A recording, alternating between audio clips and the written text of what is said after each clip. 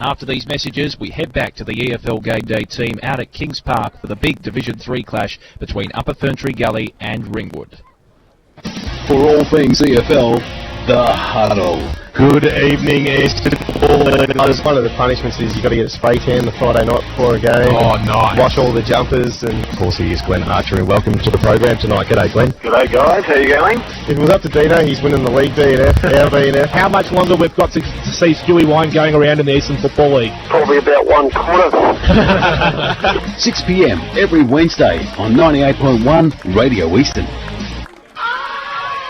It can be difficult booking an appointment with your GP when you need medical care urgently.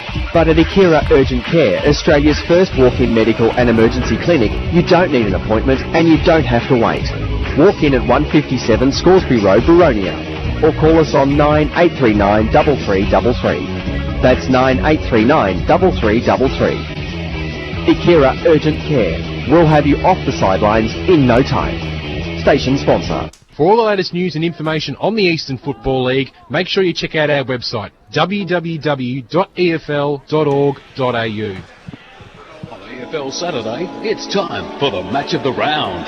Let's cross to our team and go local for your footy.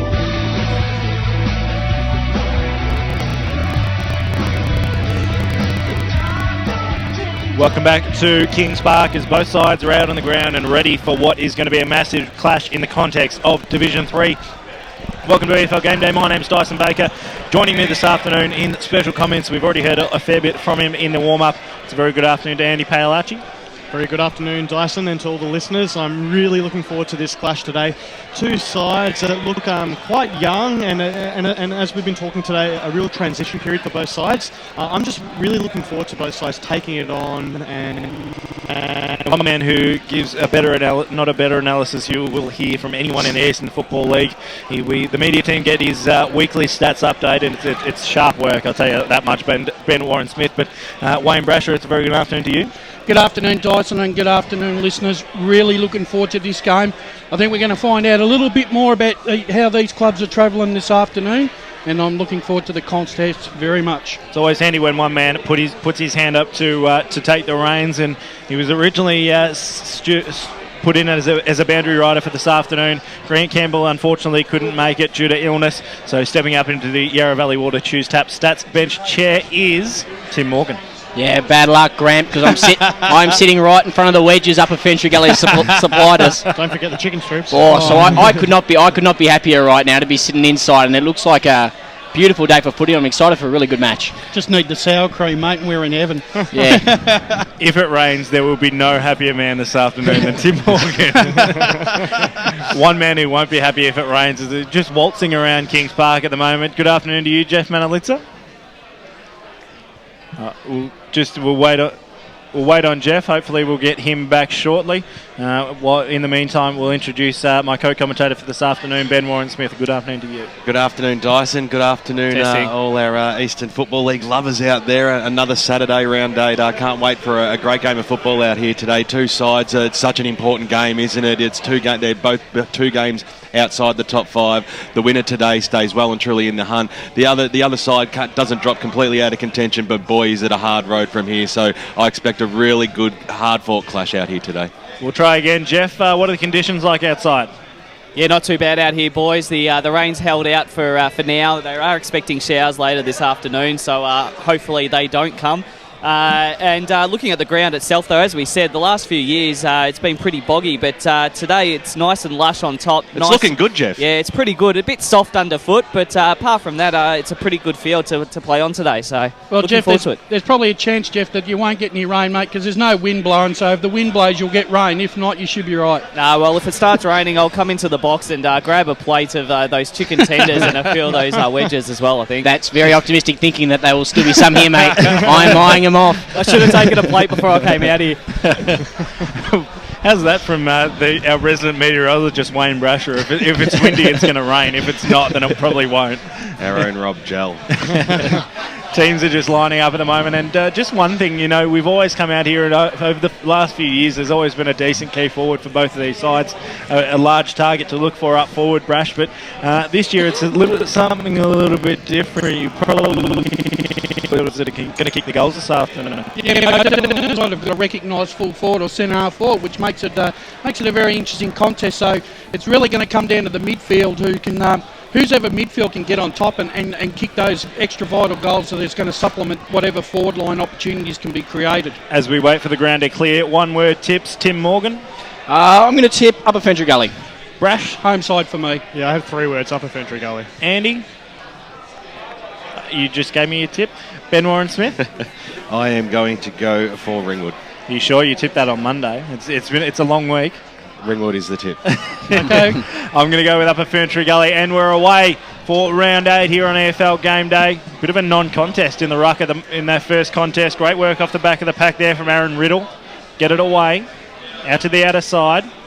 One of the widest grounds going around in the Eastern Football League, and probably most of that play is going to end up on that side. Riddle gets it back, tries to bustle through a couple with that big body of his. So Ringwood all the play so far. Just looking to try and cement a decent possession. They do now. Looks like Brereton has it about 60 out. Now goes inside forward 50, looking for a target. Won't find it. Ball spills to the bottom of the pack. Good work there from Carnes. Couldn't quite take it. And now a chance for Upper Ferntree Gully to clear away, but Gray gets a kick on goal. Bouncing ball out to the outer side and over the boundary line and out of bounds. So a bit of a scrappy start early, but Upper Ferntree Gully with most of the play so far. 50 seconds on the Bendigo Bank scoreboard. A very good-looking scoreboard here at Upper Ferntree Gully, Kings Park, I should say. Ringwood get it a chance. Great work off the back of the pack there from Greg. Bouncing ball, and that's the first on the board for the Ringwood Football Club, and the perfect start, Wayne Brasher, for the Redbacks. They go 1 straight 6. Upper Ferntree Gully yet to score. Bendigo Bank score. Yeah, Upper Gully just had all the play there early, but an opportunistic moment there for Ringwood, and they capitalised with the goal of Calvin Gregg. Yeah, Greg really knew where the goals were there and just sized it up and, put it through. Wonderful goal. So a good start here to the Redbacks. Only took a minute and a half. So the ball's back in the middle out here at Kings Park. Good crowd building out here for EFL Game Day.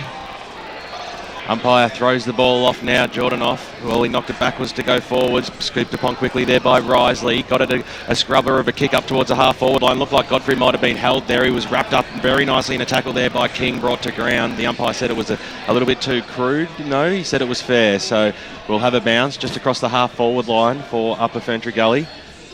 Umpire throws the ball off now. Godfrey got in the front spot. Little knock down, it scoops out wide there to Lachlan. Got the handball out to Risley. Snaps around the body inside forward 50. The ball bounces towards the Roberts direction and boundary line beats all players and we'll have a boundary throw in.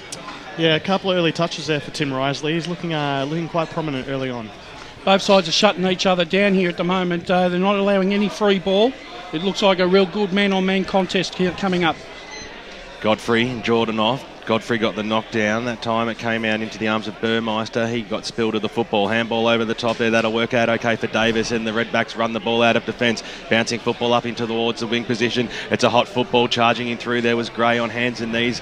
Doing really well. There was Lawson trying to get the handball out. And the umpire said, give it to me, boys. We'll have a bounce. Just inside the centre square, far side of Kings Park. Interesting, like you said, Brash, a bit of a contest early. Exactly what we wanted to see coming out here this afternoon. Upper Ferntree Gully get the clearance away.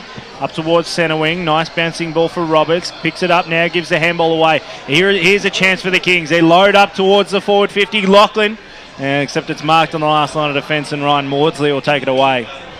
Another one of the excellent Waverley Hawks boys. Lining up now in the Redbacks defence. He decides to go commentary side up towards wing position. Upper Ferntree Gully will have the chance to clear away. The short chip kick just loads up. Now a chance to try and work out for Toole. Inside forward 50. Finds his target who can load up in Carroll. Except he misses across to the left-hand side and through for one behind. So the first score on the board for the Kings. They move on to 1 behind 1 point. Ringwood leading by 5 points, 1 straight 6. 3.5 minutes gone. Bendigo Bank scoreboard. Should have put that through, bro. Yeah, he should have. He had plenty of time. I don't think anyone talked to him, but it was a bit of a shank off the boot there. So obviously they need to talk a little bit more out there. So Davis, looking like he might use the members' side, but tried to fool everybody and did. Sharp pass to Hill. So Hill will go out further wider, out to Michael King. Still in their defensive arc, Ringwood. A lot of players leading up towards the wing. That's probably the best option at this stage. The high flyer at the back might be Riddle here, or he might be able to scoop on it. Does so now. Got the little handball away. Ringwood scramble a kick up towards the half forward line, or just forward of the wing, and over the boundary line it goes for a boundary throw-in. Hope you're enjoying the broadcast so far in the first 5 minutes on 98.1 Radio Eastern. This is EFL Game Day. Of course, you can stream the game live from your lounge room or wherever you are in the world on efl.org.au as the umpire throws the ball up. Jordan off over the top, got the little knockdown. It's nicely picked up there by Lachlan. He's had a fair bit of the ball so far. On the left boot now, they go up towards a half forward line. It was a scrambly kick. It was dropped there by Maudsley. Coming in there now was by. Got the handball over the top to Godfrey. He might be able to kick the first one there for the Kings, and they put it through. They took them a couple of goes at it in the last few minutes, but finally they hit the front on the Bendigo Bank scoreboard, and at the 5 minute mark of the first term it is Upper Ferntree Gully 117, and 1 goal straight is the Ringwood Football Club. Really impressed the way Upper Gully just willed the ball forward. They kept that forward momentum going. Maudsley got involved, and then finally it came out to Godfrey, who sized up the goal very nicely and put it through for the Kings first today. It was that turnover, Andy on the wing there, with a really good tackle there and a block from an Upper Gully footballer that created that opportunity for Risley to give it on to Godfrey, and Godfrey did all the right things and put it through. Back in the middle once again, 5.5 minutes gone on the Bendigo Bank scoreboard. Once again, a 0-0 draw in the ruck, but up at Ferntree Gully will win it out. Nice work there from Godfrey to get it inside forward 50. No mark paid, and it'll just sit at the bottom of the pack. Umpire lets it run. Good to see as they try and work it out. Gray through a series of handballs. That was Josh on that occasion. Now Ringwood find a bit of space. Can they use it here through Brad Riddle? Under pressure. Gives it off to Davis. Now a chance to try and open up the game. Back to Riddle. And that one smothered nicely by Toole. About 60 from home for the Kings. Some of the two-step stats that matter so far, Tim? Yeah, since that first goal for Ringwood, Upper Ferntree Gully have had the last 5 inside 50s and absolutely dominating the hit-outs as well. It is 5-2. So ball to be thrown in once again. 60 from home for the Kings. 6.5 gone. First quarter here on EFL Game Day. It'll be a good duel in the ruck all day. There's great work there from Jordanov to try and clear out for Ringwood. Just need to find a couple of clean possessions here. Good work from Geely. Try and work it out. Now a chance off the back of the pack here from Beaton in the centre of Kings Park. It's just scrappy possession and they turn it over. Now a chance for Burmeister of the David variety. Inside forward 50, top of the goal square. Brereton comes across and takes it in the goal square, and the chance to line up for Ringwood second. I reckon one of the things they moved the ball extremely well from the midfield there, Andy. And the thing is, they're not really missing anything without having Katsiavos or Farmer in the side, and it's actually made them a little bit more dimensional. Should send this one home. Gives it a little bit of Bunana, and he's hit the post. Would you believe it? He shanked that. I'll paint the picture. 10 metres out, probably a 30-degree angle at most, and he's gone the Bunana. And he's missed it across the board. 1-1-7 apiece. 7.5 minutes gone. Bendigo Bank scoreboard. I've got a feeling the coach won't be too happy with that because I'd already written the goal in, to be honest. So do I. Even when Giggles doesn't laugh in the background, you know that something weird has happened as the ball comes back inside. Now they might find themselves in a bit of trouble here. Lachlan got the handball away. He was looking for Daniel McDonald, who's had a ripper season so far, hasn't he, Wayne Brasher? He certainly has. 5 times out of his best 7. So he's obviously been a ripping acquisition from Scoresby this year. Deep in the Ringwood forward line. They'll be looking to make amends on that last shot on goal, and that player in Brereton might be the man to go after it again. On hands and knees is Scott Lang as well, wrapping up his opponent in a tackle, and Paul White hands the ball back to the umpire. 30 metres out now from the Ringwood goal line, scooped upon there by Houston for Upper. He'll switch the play here and kick right across the face of goal. It was a dangerous kick because in position A there was Hill. It might sit up for him. Gets a handball away. Going after it in there was Riddle. He had plenty of players to beat. Godfrey went in for Upper. That was really good. Jordanoff got a little handball away, but the umpire said bring it back. It'll be a free kick to the Kings across the half back line, and they've got players right across the ground here as Houston takes off in the back pocket. Runs up to the half-back line. It was a neat-looking left-foot kick, but it was chopped off. It was chopped off there. Picked up there by Lang. He had to duck for cover. Got the handball away. And now another chance here for Brereton. He hits 40 metres out. He sets sail for goal. It's a good-looking kick, but it'll drift across right-hand side and through for a one behind. Bendigo Bank scoreboard at the 9-minute mark of the first term. Ringwood hit the front once again in this match, so 3 score changes already. 1-2-8 plays 1-1-7. I know he's only kicked 2 points, but he's been dangerous so far, Rhoda. Yeah, most definitely. He's the danger man at the moment. So Upper Ferntree Gully just clear to the outer side. They find their target in Godfrey. A chance to run it down the outer side wing. Kick wasn't that flash. They'll turn it over. Bit of congestion. I think a free kick will be paid now. A chance to try and move forward. Looks like a free kick's going to go the way of the Redbacks. Out on the outer side. That was a ripper tackle. Up towards the Gray direction. So Danny Gray, 70 from home, decides to go inside forward 50. Over the head there of Greg. About 40 from home. They've got to do a fair bit of work. Lang was held up.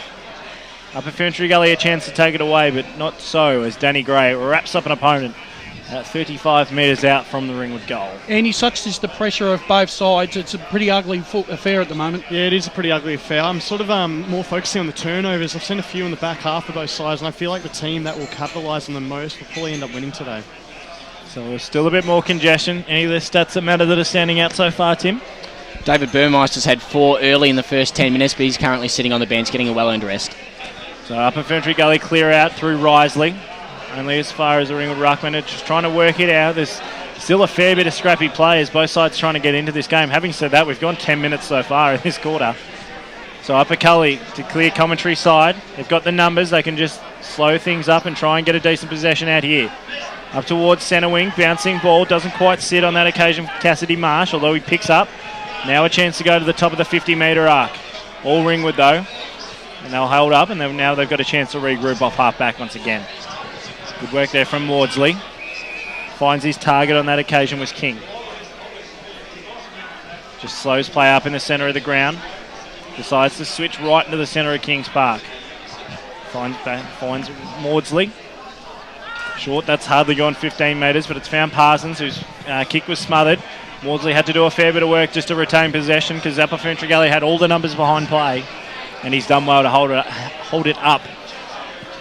Really a 0-0 draw so far, 10 minutes gone, first term, Andy. Yeah, well, as Brasher said, we anticipated a contest, and look, I'm really enjoying what we're seeing here, but I think it's going to remain as a low-scoring game, given that the pressure is so prominent at this early stage. Toole gets it inside forward 50 for the Kings. Now a chance to regroup. They've got the numbers behind the footy. Cassidy Marsh gets a short little dinky kick, looking in the Brad Carroll direction. Got an absolute paddock to work with once he finally picks it up. Decides to go to the top of the goal square, looking for Dirksen, goes over his head. Toole. Boundary line, it beats all players. Probably should have done better with the ball there, Brad. He had an opportunity to either kick a goal or set it up, and he missed both. Always been that kind of player, I think. Brad Carroll, though, can fire for 15, 20 minutes at a time, and then sort of lax in games. Good work off the back of the pack, Houston, just to hold the ball up. 40 from home for the Kings. Ringing the changes at the moment, Upper Gully. Great work off the back of the pack. Nice snap came out, and White has a shot on goal, but it goes across the face and through for one behind. Upper Ferntree Gully second. They move on to 1-2-8. Ringwood at 1-2-8. 12 minutes gone in the first term EFL game day. Yeah, Paul White joined Upper Ferntree Gully from Vermont last year. He was a premiership reserves player. He's just starting to hit his straps from all reports here in Upper Gully. So Davis at the last line of defence for Ringwood. We'll switch it to the outer side of the ground. It was an absolute beautiful looking kick too, and they might be able to get away here. Kick goes into the middle now. Leady's on there, couldn't quite take the mark there. Was Weston at the ball. The Kings will be able to mop up here through Willis. Got a sweeping out wide handball out to Lachlan. Right foot kick inside forward 50 was low, but it was straight, and Godfrey got down low and took a really good mark about 50 metres out from goal, and distance might be a problem here, but it's going back pretty confidently. Andy, when both sides are able to open up the game and they're able to hit their leading forwards, but when they fight and it's all in, right, neither side will have any advantage. Yeah, I think you're definitely right there. It's quite even, but again, it's that team that capitalises with their forward chance. Side's first goal from 55 metres out. It's a beautiful looking kick off the boot. Does it have the legs? It's right to the goal line and knocked away. It'll go over the boundary line and out of bounds for a throw in. So they still get another chance, the Kings, to put it through the big sticks. It was the whole way, guys. Around the grounds, 2-1-13. Norwood leading Blackburn early in that game. Thrown in now, picked up there by Gill. kick outside of the defensive zone. It was a good one too. Cairns was in position A and it fell in his lap. So half back line now for Ringwood. Kick into the middle of the ground just over the top of Toole's head. He was looking for his teammate there in Lang, who puts his body on the ball again. Ball spills out loose. Maybe Lang just came in a little bit too harsh, and the umpire said it was play on. So Toole, who's getting a fair bit of it in this first term, bangs it inside forward 50. That is an absolutely sensational mark, being taken on the third bite there by Tyson McWilliam. So maybe another chance, another shot on goal. They've had a lot of inside 50s, haven't they, at Tim Morgan, and they really need to put this one through.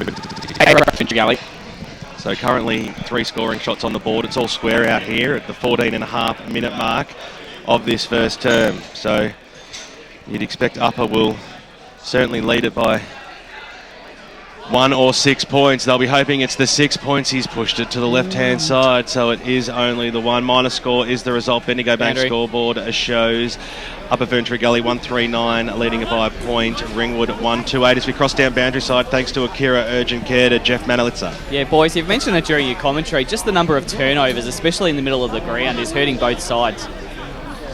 Well said. Thanks to Akira Urgent Care, Geoff. As we look, Davis looks to try and clear out, takes on a couple, and now he finally looks to try and get rid of it. He's run into a fair bit of trouble. Cassidy Marsh almost took it away, but Ringwood look to be able to trying to get out of trouble at the moment. I'll tell you what, if you that's less than 101 of trying to get into trouble. Good work from Jordan off, finally gets the kick away. Well nice done. punch over the back. Cairns just trying to keep it in play. Risley will have to get through a couple, can't quite do so. He's wrapped up. Get around him. What a super effort. Brasher, 3-on-1 situation, caused the spoil and then laid the tackle as well. Yeah, good effort there by Tim Risley. The ball to be thrown in once again. Tap down now. Nice work from Ringwood to work it out. Burmeister up towards half forward in the grey direction. Will go to Carnelli on this occasion. Couple of bold bouffants. Brereton, nice head of hair on him as ball bounces towards the goal square. And it's a good mark taken on a little bit of an angle, but hopefully we can just go with a normal drop punt off this one from Blythe.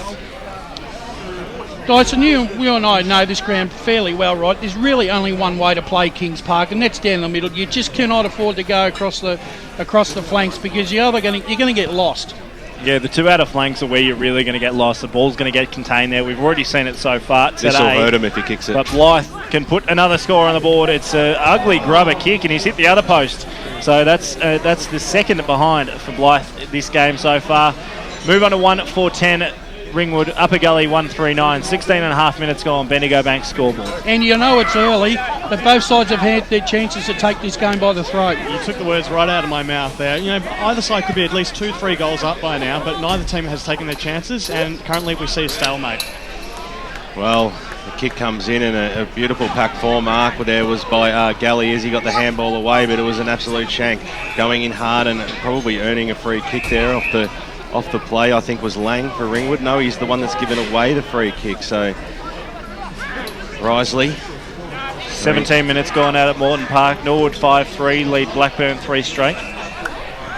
Risley goes short to Gully. Might be a bit of a shootout down there this afternoon. Kick goes across the half-back line. They're mucking around with it a little bit here. McDonald sweeps one out wide. Risley to the back and will be able to kick this one up towards the half-forward line, which is where the ball goes now. But there was nobody home, and Ringwood might be able to create the switch here as Gray of the Josh variety took the mark, got the handball away, put his teammate Burmeister under a lot of pressure. He got it back to Gray, who kicked it into the middle of the ground and it couldn't hit a target. Swept upon there by White. Out wide is Toole, goes up towards the half-forward line. They've got some players alone here, the Kings. So inside 50, streaming down out wide is Byer. If he can spot him up, and it's a short pass goes inside forward 50. Jordan off is going to be able to mop up the big ruckman for Ringwood as the kick goes out to the half-back line where Riddle takes the mark. Takes off now and kicks it up towards the middle of the ground to a 1-on-1 situation. It was a good duel too. The ball hits the deck. Going after it there was Parsons. He's got a big body. Just can't scoop upon the ball as Houston comes in to lay that important pressure. The umpire said play on. Riddle got a little handball out wide. It's got a little bit feisty there as Burmeister got it back to Parsons and they're linking up okay here. Here's Riddle on the right boot. Goes inside forward 50. Centre half forward. But cutting across and taking a ripper mark. Liam Galley at centre half back. Look to try and clear it away. Let's hope we can get some clean possession. McDonald helps that. Just slows up play. Decides to go short. Pinpoint accurate.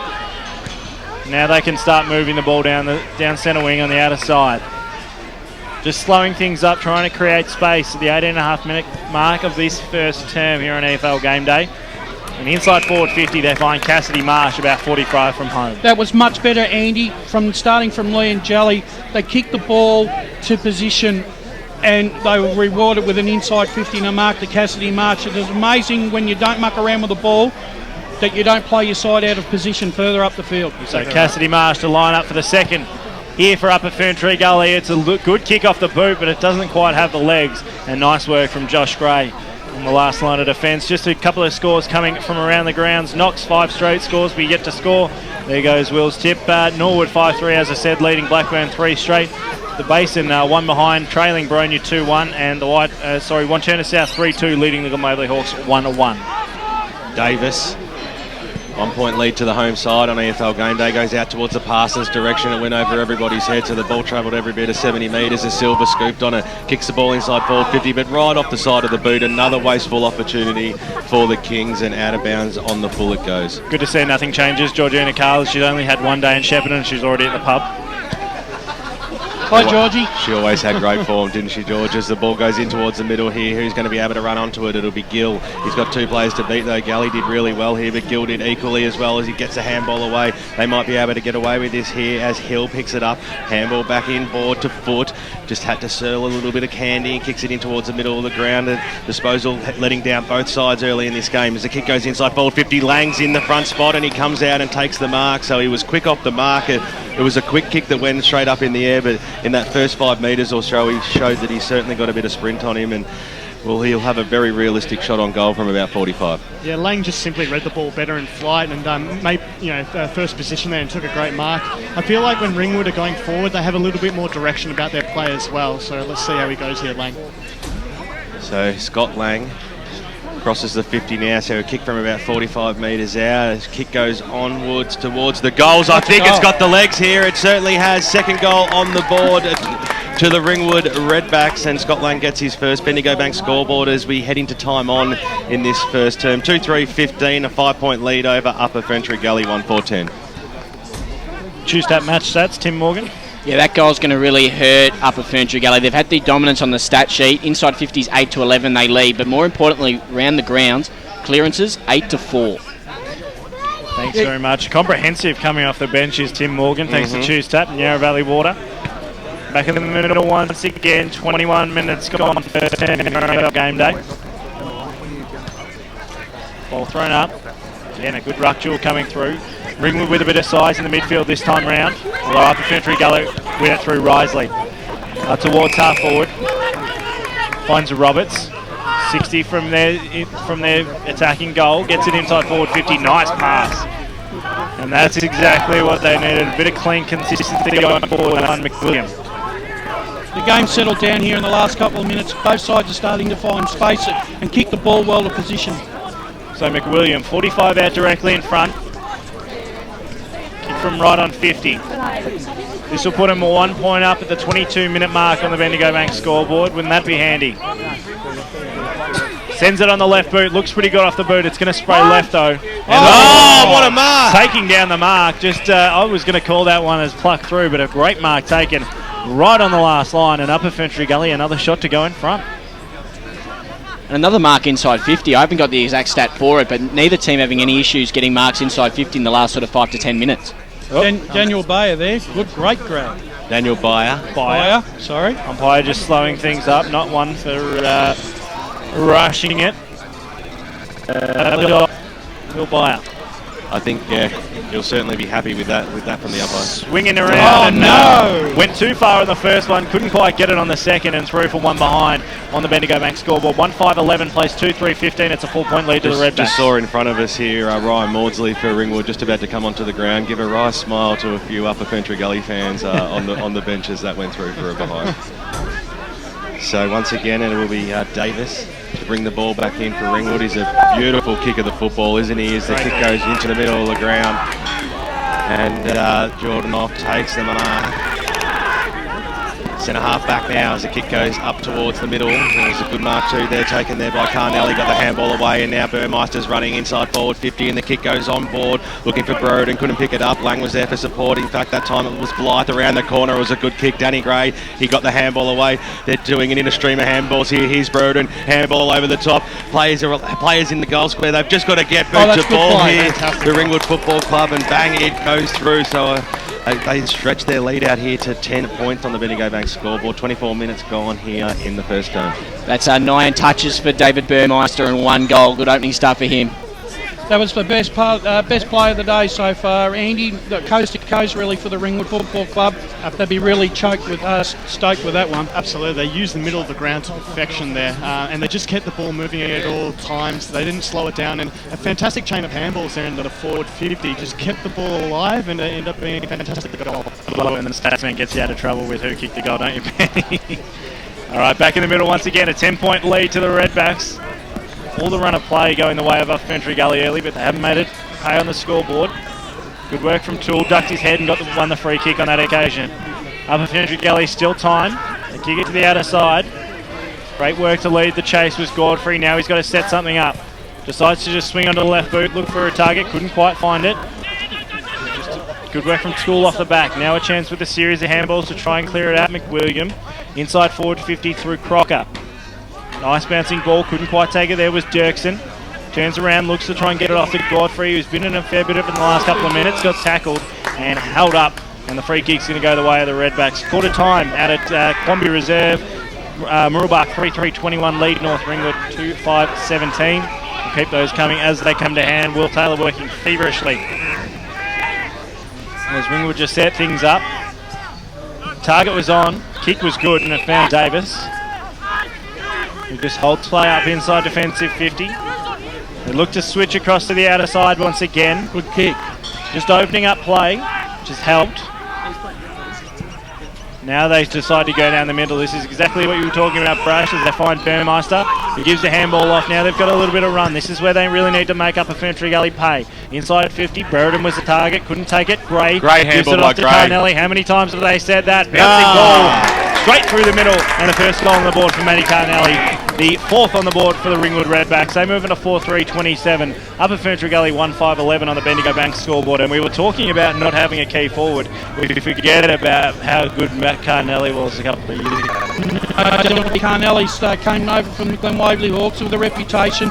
But really, that play really once again started from Luke Davis with that beautiful switch. Yeah, and that part and the kick to position by Jordan off from the half back into the midfield. That set up that goal. Quarter time out at Moreton Park, 7-4-46. Norwood lead Blackburn 3 straight 18. So ball back in the middle here. FERNTRee Gully will certainly be looking for the clearance here and a quick inside 50 because time is of the essence, and Ringwood have opened up a fair old lead. Jordan couldn't quite get the knock down that time against Taylor. It was even Stevens, so the umpire said, let's do it all again. Throws it up now. Jordan off, over the back of the pack, got the knockdown. There's about 6 players around this football. It's picked up there by Riddle, just bullocked his way through. That was good play. Gray got the little handball out wide. Risley came in hard there for the Kings and won his own football. The skipper goes up towards the half forward line, out towards the McWilliam direction. He's been playing in front in this first term, but was heavily met and probably a little bit okay. I reckon he's a bit stiff there, Jordan. I reckon he should have got the free kick. That was a great tackle. I think he's down, so that's certainly not good to see for McWilliam. So he's holding his ankle, it might look. I know Geoff Manolitsa will be right on top of it once we find out some more information, but he certainly looks like he's in a lot of pain out there. Looks like leg from here. 7-1-43. Knox leading scores be 1 behind at quarter time. That's why we have a break in play. You can tell you're in the country when the effects mate picks up a cockatoo flying through the ground. Now, Andy, Upper Gully have rotated extremely heavily through this first quarter. Has it worked for them? Yeah, I don't think it really has. What I kind of find is they're lacking a little bit of and as I said, it just seems like Ringwood have a little bit more direction about how they want to go about their plan, and again, you know, those structures are working really well. They have called for the stretch here, so it's not looking good for the... I think it might be Tyson McWilliam, if it is. My eyes are correct. Just seemed like he took the weight, if it was his knee or in fact ankle, just seemed to take all the weight as he got dumped in the tackle there. Let's just hope that it's not bad for him. Because he was actually playing quite well, really. Yeah, well, that's what I was saying. Just as he was going for the football there, he's been playing in front, and he certainly won the footy. He's certainly won his position in this first term. So it's certainly what they won't be after. Just while we've got the break in play, we'll get some of these quarter time scores. Montana South 4-3-27 lead. And how's this one? The Jets welcoming back South Belgrave to the Leodamat to the hangar. Heathmont 5-4-34 leading South Belgrave 2-2-14. I thought it was going to be They're an enigma, Heathmont. One week they're good, then the next week they're a 6-goal better side at home. I think is probably the real true difference. That's a good sign. So we like seeing that. Looks like he's walking off his own accord too, so that's good news. Yeah, best case scenario for sure. No doubt, be groggy. Geoff will be the first man to greet him on departure of the Oval. So you wouldn't expect there'd be too much time left in this first term. So the players have just had a little break, a little bit of a get together, and well, it's across the 7 seconds apparently. 7 seconds only. So. Well, the ball's in the arm of Tim Risley, so it's a one kick in, one mark type of situation, isn't it? Or if a few forum lovers think Tim Risley is good as he says, I reckon Looks like. Coming up for his 8th choose tap, Tim Risley. Yeah, he's had a good start to the game, Tim. He's been there. Good disposal too. Knows he has to move it on quickly as the kick goes inside forward 50 and a good mark taken there by Godfrey. He came out, he stood strong, and the big man will go back and have a shot on the siren at quarter time. And what an important kick this one is for the Kings. It's the worst siren in the Eastern. Was that the siren? Yeah. So Andrew Godfrey, time to certainly step up. Had one shot on goal, had a blemish as well. He'll kick from about 46 metres out on the left boot. Set sail now, gives it all he's got. It might just hold up. It's not going to make the distance. It was on line, but not far enough. Quarter time out here at Kings Park. The Ringwood Football Club leading this one by 16 points, 4-3-27 plays. The Upper Ferntree Gully side who are 1-5-11. Hope you're enjoying the broadcast on 98.1 Radio Eastern and streaming live on efl.org.au. This is EFL Game Day, and we'll be back with all those important around the ground scores and the second quarter right after this. It can be difficult booking an appointment with your GP when you need medical care urgently. But at Akira Urgent Care, Australia's first walk-in medical and emergency clinic, you don't need an appointment and you don't have to wait. Walk in at 157 Scoresby Road, Baronia, or call us on 9839 3333. That's 9839 3333. Akira Urgent Care. In no time. Station sponsor. For all things EFL, The Huddle. Good evening, Eastern Football League. Get spray tan the Friday night before a game. Oh, nice. Watch all the jumpers, and of course he is Glenn Archer, and welcome to the program tonight. G'day. It was up to Dino. He's winning the league, DNF, our BNF. How much longer we've got to see Stewie Wine going around in the Eastern Football League? Probably about 1 quarter. Every Wednesday on 98.1 Radio Eastern. You're listening to Davey Boss 98.1 FM. It's currently 18 degrees outside in Melbourne's outer eastern suburbs. Hope you're enjoying the picturesque sunshine as you enjoy the weekend. It's quarter time currently in the EFL Gameday match of the round between Upper Ferntree Gully and Ringwood. We'll head back to the team out at Kings Park in just a moment, but quickly, a big AFL score unfolding out of the swings between Melbourne and Port Adelaide. We're currently 25.5 minutes into the second term. I'll tell you what, Melbourne have shown up. Port Adelaide, of course, top of the table, heavily back. They led by 20 points at the first change, and the Power currently only lead by a slender margin of 2 goals. Port Adelaide are 8-4-52, leading Melbourne 6-4-40.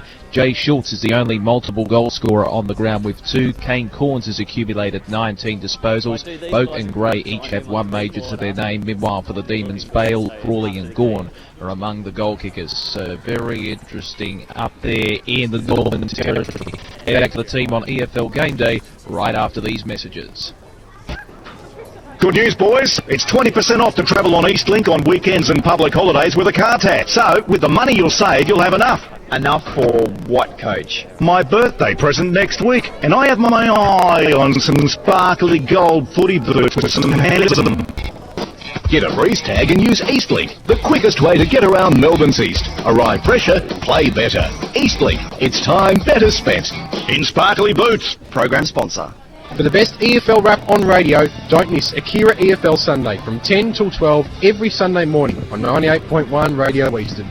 Then Warren Smith and the team bring you all the final scores, goal kickers, best players and ladders following a big round of EFL footy. The gang also talk to winning coaches, players and special guests to bring you the final scores from all seniors, reserves and under 19s matches.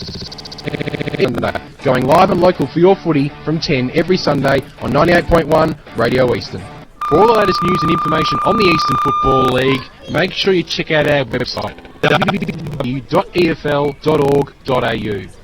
EFL Saturday Game Day continues.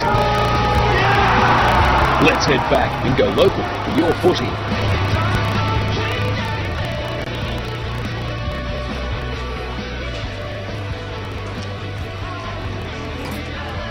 Welcome back to Kings Park at quarter time as we just dine on the delicacies that we've been presented with here at Kings Park by the Upper Ferntree Gully faithful.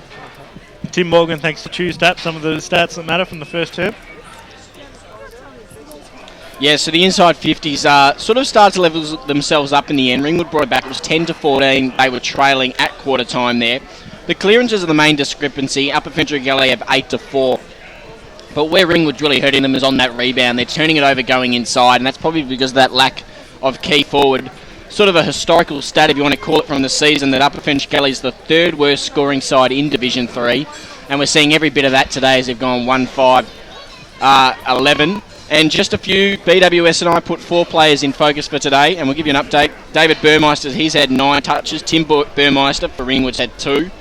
Daniel McDonald, who's been one of their better players, only the 3 in the first quarter. They need to lift out of him in this second. And Tim Risley, the skipper, he's had 8, and he's continuing his good form from last week.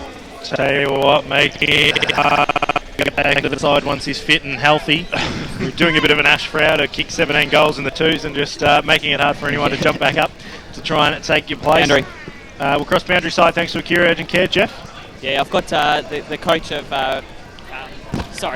I've got the coach here of Upper Ferntree Gully, Chad. So, Chad, that first quarter, look, a quarter of lost opportunities, really. Yeah, look, we went in... Looking at the stats, we went in 13 times to 9, but just didn't hit the scoreboard. Obviously, confidence dropped and our work rate wasn't good enough.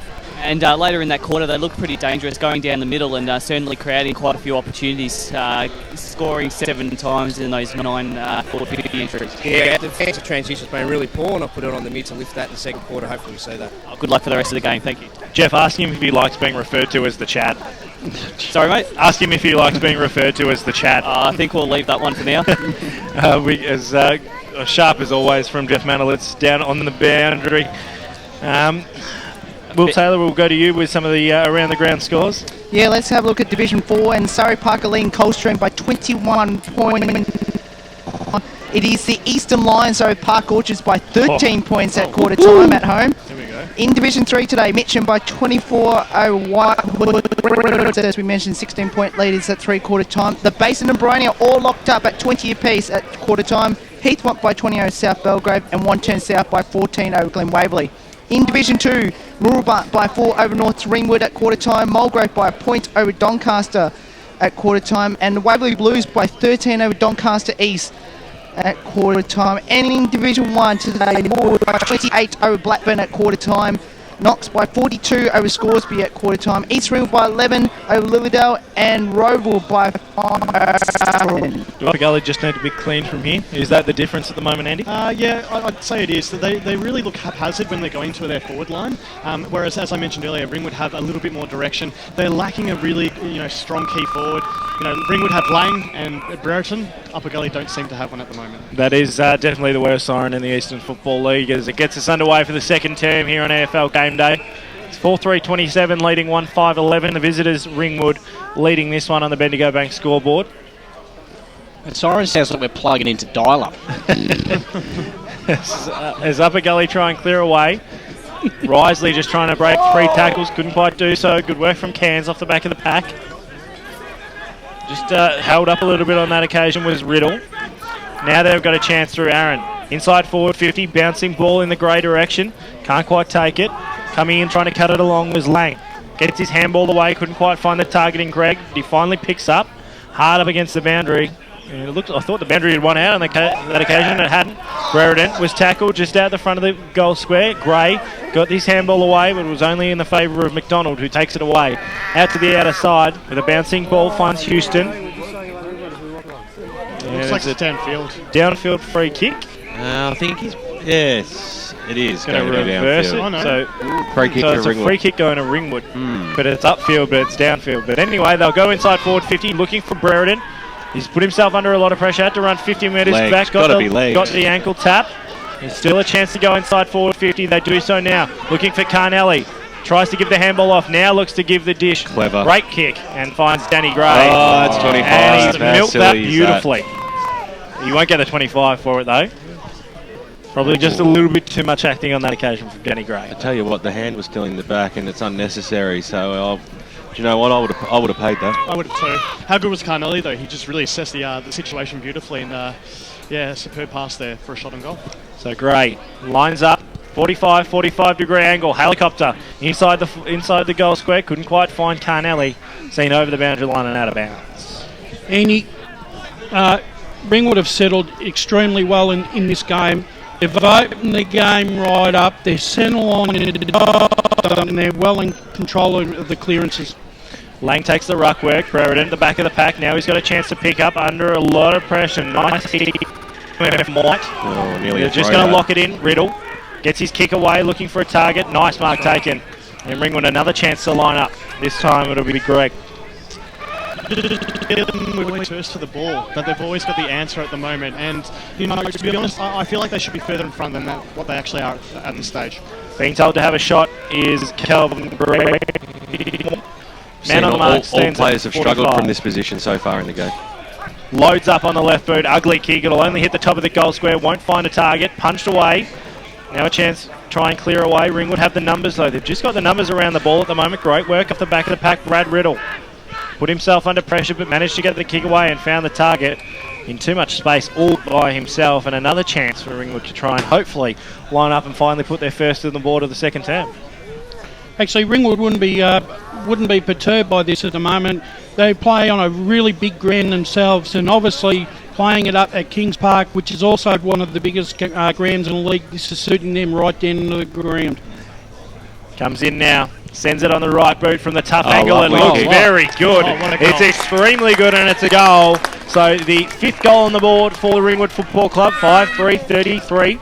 They lead up a FERNTREE Gully 1-5-11. 3 minutes gone, second term here on EFL Gameday. Geoff Manolitsa, thanks to Akira Urgent Care.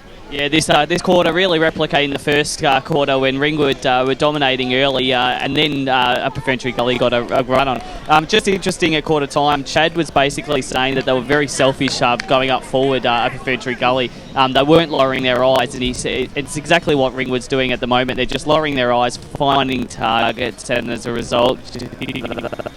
25 minutes to turn around, but Nathan Cairns has kicked the goal. Cairns as the ball's back in the middle of the ground now.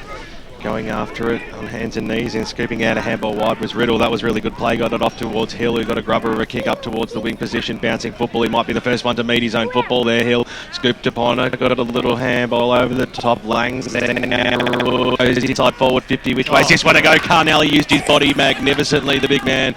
And as he's done so many times before, he just outworked his opponent, took the mark, and he'll go back and have a shot on goal. Matt Carnelli just showed all his experience here, Andy. Absolutely. Classic forward play. So Carnelli, he's already kicked 1 goal this afternoon. Tight angle. Distance certainly won't be a problem. Make it a couple in a row now for the Redbacks. He pushes to the right-hand side. He kicks hard at that football through for a minor score. Bendigo Bank scoreboard at the 5-minute mark of the second term. 5-4-34 Ringwood. Upper Ferntree Gully 1-5-11 as we cross down boundary side thanks to Akira Urgent Care at Geoff Manolitsa. Yeah, just an update on the injury as well. We saw McWilliam come off late in that first quarter. He took a knock to the head. He was a bit dizzy at quarter time and did a few concussion tests, but he might be right to go. Thanks very much, Geoff. Thanks to Akira Urgent Care. Nice work from Toole. Takes the mark out of the kick in. Short cheap kick. Looks for Lawson. Under a bit of pressure, but takes it. Kick probably went 9.5 metres. Switches back, finds Risley, who then switches play across the ground. Now they've got a chance to run through the outer side. Up towards centre wing. Bouncing ball looking for Houston, who's had a fair bit of room to work over there. Gets beaten on this occasion. Good work from Cairns. Gets it off to Gray. Now they go inside forward 50. It was Carnelli to Gray. So Danny Gray inside forward 50. Nice kick. Couldn't quite find the target in Lang. And chance for Upper Gully to try and regroup. Off the back of the pack. Now they come to the commentary side wing. Nice work there from Taylor to take the mark.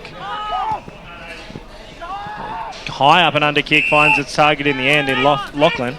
Gives it to Risley, who now just opens up the run for the Kings. Inside forward 50, pretty open forward 50 for the Kings. Great mark. And a nice mark taken by Brad Carroll.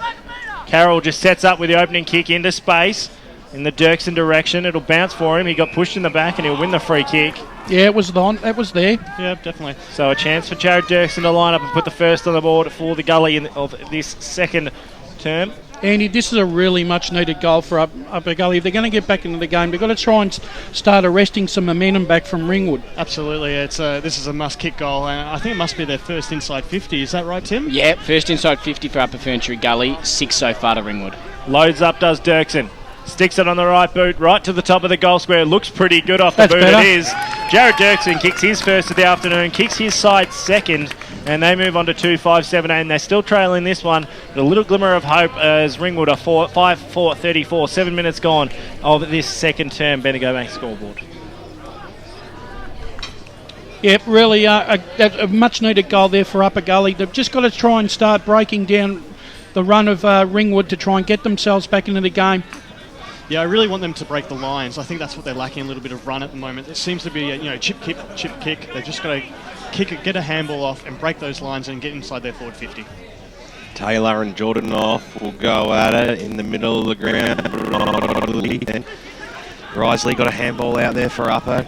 Kick goes inside forward 50 now. It was touched off the boot, so a 2-on-2 situation. Which way is this one going to go? Carroll couldn't get his hand to it because Davis was there and he was a cool head in a tough situation, and he switches the ball out wide, and going back and taking a good mark was Hill on the right boot now. The short pass was on. It was terrible though. Chopped off there by White. The handball's on. The kick goes inside forward 50 once again. A scrubber of a kick. Josh Gray on the right boot now for Ringwood. Clears it out of that danger zone, and it was a beautiful looking kick too because Bennett and Jordanoff came out on the lead and took it lace out. So short passes on. They're mucking around with the Cassidy Marshes here. He can get the handball over the top. They might have a little bit of run. A shot on goal even for Upper Ferntree Gully. That's 2 in a row there for the Kings. Fantastic bit of play. Turnover football. And when a side does turn it over Wayne Brasher, you need to make them pay.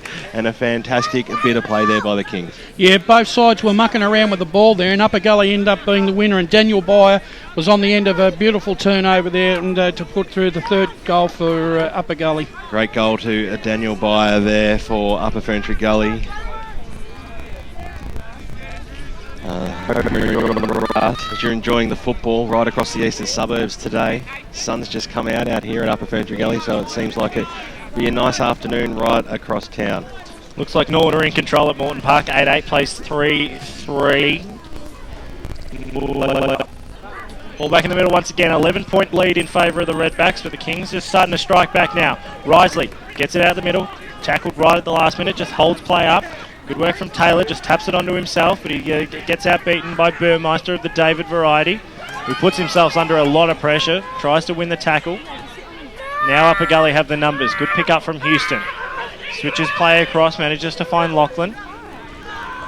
who decides to go down the centre. Hits the forward 50. Nice booming kick. Cassidy Marsh would be first to meet it. Couldn't quite make the most of it though. Just gets held up. 45. And that ball's going absolutely nowhere. 9.5 minutes gone, second term. You just feel like Upper Gully have arrested some momentum here, Brasher. They certainly have, and the man who's starting all that is Tim Risley. Yeah. So ball thrown up once again, just another kick. Risley picks it up, gets his handball off. Nice work off the back there from Bayer. Up towards the goal square.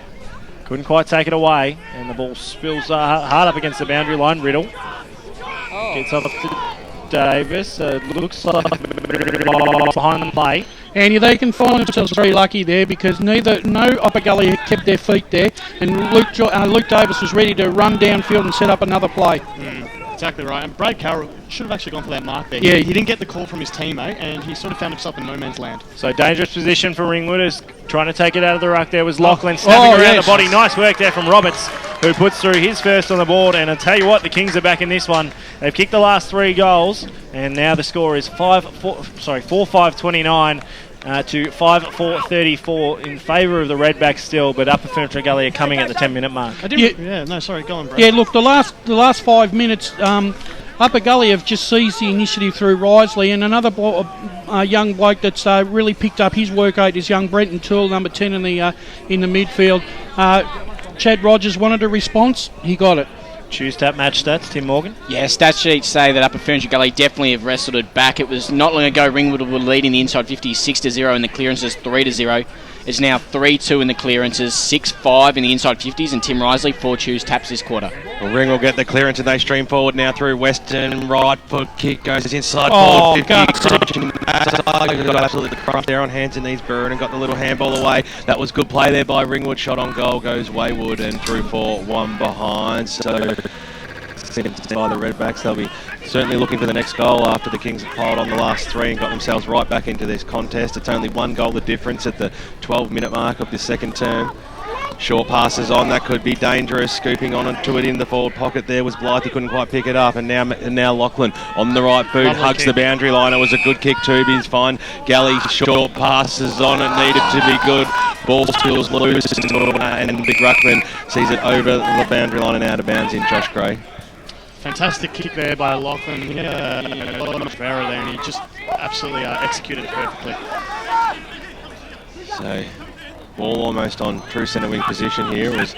Fell a little bit short from the stoppage there. It was picked up there by Weston. He tried to barge his way through a pack, and the umpire said that it was holding the football. So, Godfrey now, short passes on. That's good. Lachlan has had a lot of the football. I've been impressed with his game so far today. It's a beautiful kick out towards centre half forward, and coming out is Brad Carroll taking it on the chest.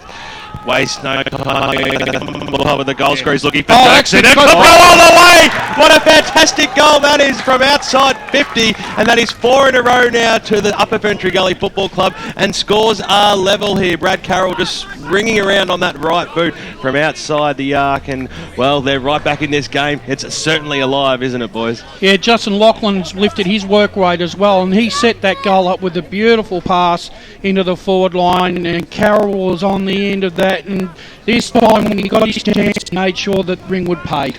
Couldn't be any more in it, BWS. 5-5-35 apiece on the Bendigo Bank scoreboard. And after looking almost out of it at quarter time, they've worked their way right back into it here at Kings Park.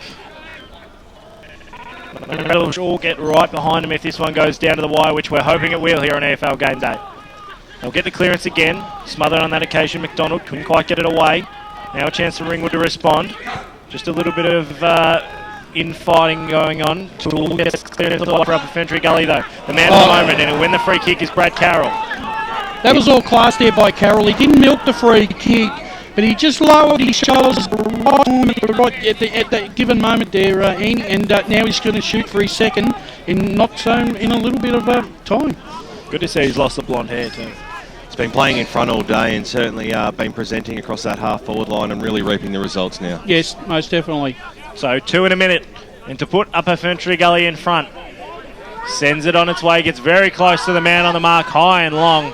And across to the right-hand side, through for one behind. They do go in front, but only by a point. 5-6-36 plays Ringwood, 5-5-35.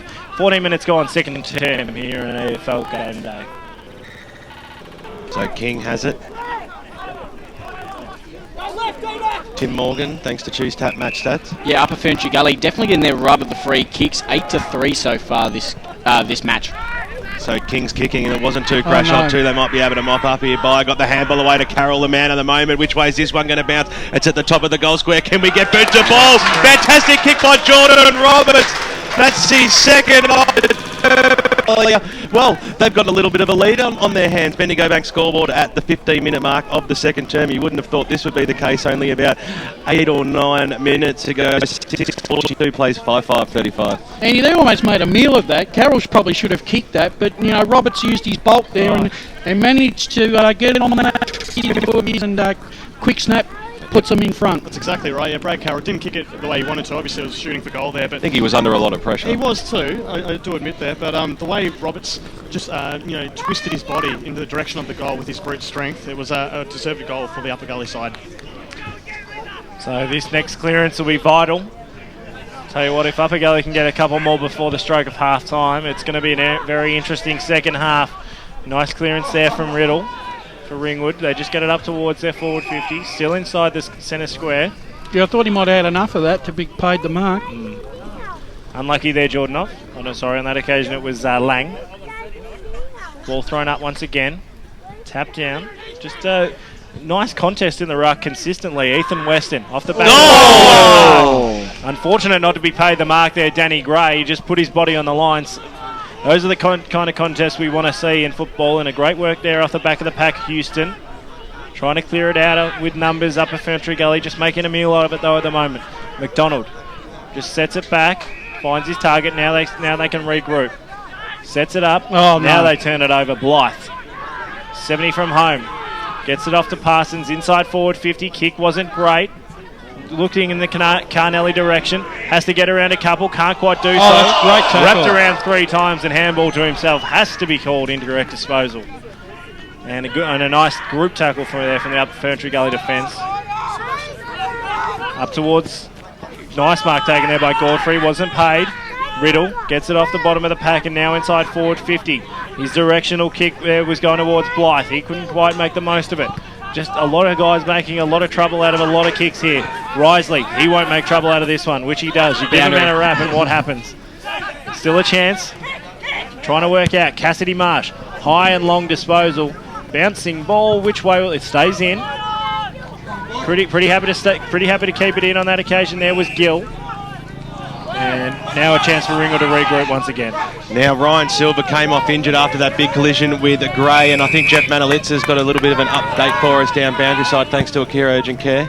Yeah, just getting checked out at the moment. He looked very dizzy, needed propping up as he was walking to the bench, and might even have a blood nose, so just attending to that. Yep, just keep an eye on that one. Jervis Gully goes forward to Taylor, who takes the mark. Waste no time. It was a mongrel finger-breaking punt kick inside forward 50 as it fell short, and it was scooped upon there by Riddle. He was heavily met there by Carroll, wrapping him up in a nice tackle.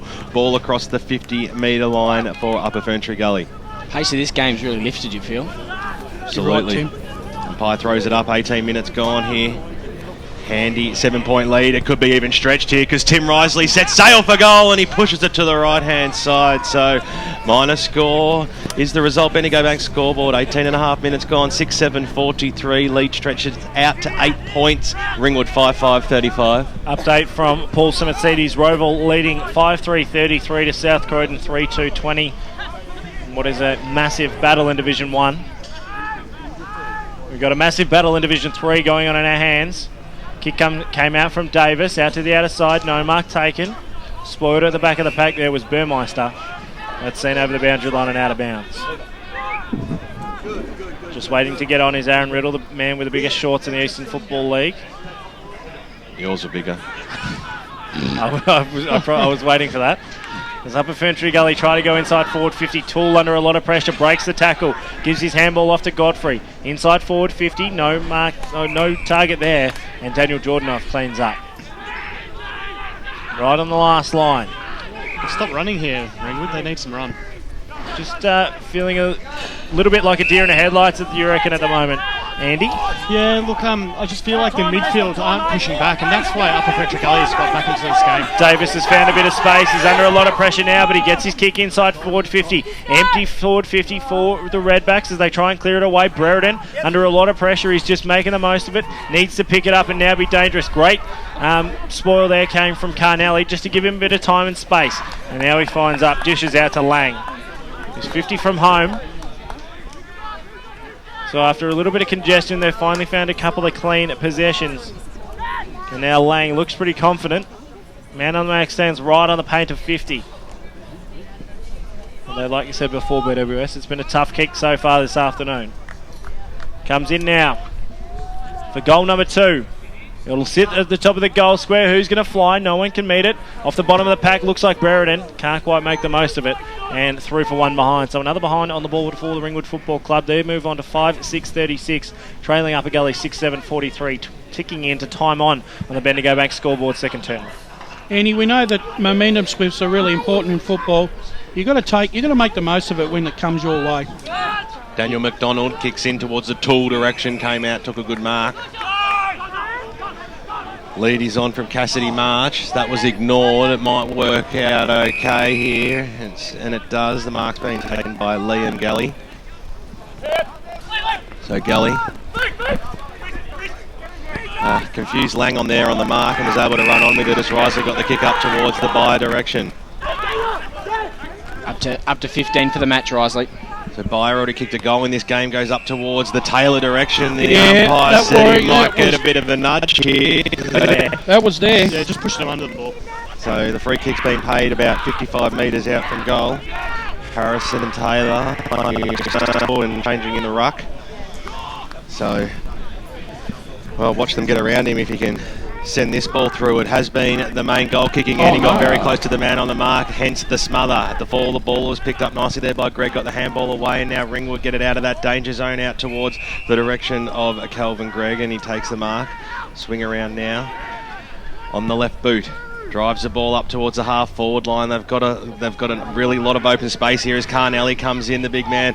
He's got got Cassidy Marsh right there as well. Sorry, that was Roberts that time, went after the ball, nearly could have been pinged for dropping it. The umpire might come in and bounce this one. Gray's in there as well. And eventually we will have a bounce, half forward line for Ringwood. They really need a goal just to get back a little bit of confidence in this clash. 22 minutes gone. 7 points is the margin. It's been a great game so far on EFL Gameday. Umpire throws it up, and we'll have a repeat of that as we cross down boundary side thanks to Akira urgent care to Jeffrey. Yeah, Ryan Silver, he went into the change rooms briefly. He's come back out, sitting on the bench. I'm not sure if we'll see him again today. Thanks very much, Geoff, as the kick goes on goalwood now. Brereton has to work himself into position here at the fall of the ball. Gray Brereton will go after it again. The Kings have got numbers after it. Brereton does it well, and Lawson wraps him up in a nice tackle and will have a bounce only about 20 metres out from the Ringwood goal line. Good move here by Chad Rogers to put dangerous Kieran Roberts on the dangerous Matt Carnelli. Gray tried to somehow get a handball out. Going on down to hands and knees, Lawson once again. And we'll have a bounce. Tim Morgan, thanks to Choose Tap Match Stats. I feel the game's been a little bit more open, a little bit more end-to-end so far. Ringwood had 10 inside 50s in the first quarter. 23 minutes in, they've had 12 they've had 12 this quarter. Upper Ferntree Gully has had 10. A little pass on the way to Tool, who swings it out wide. Good play there by Upper Ferntree Gully at that stoppage. So they get the chance to reload now using the far side of the ground. Coming out, Taylor dropped probably what he should have taken on the fall of the ball by the Kings. He's got 4 redbacks right around him. The umpire says, give it to me, boys. We'll have a bounce.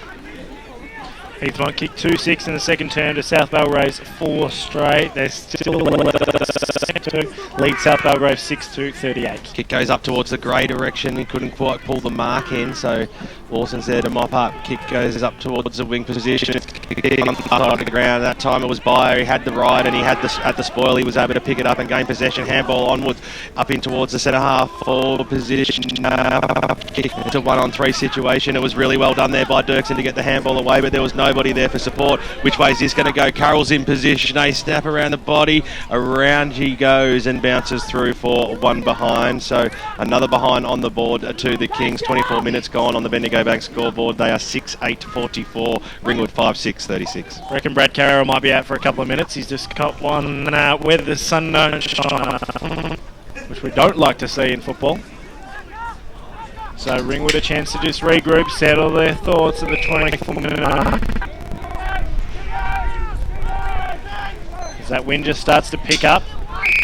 Sounds like an earthquake. Could rain be ominous with that wind, Brush? I don't see any wind, all I see is sun. Nice kick out of defence, and now a chance for Ringwood to run. They found a bit of space, just creating it themselves as Hill.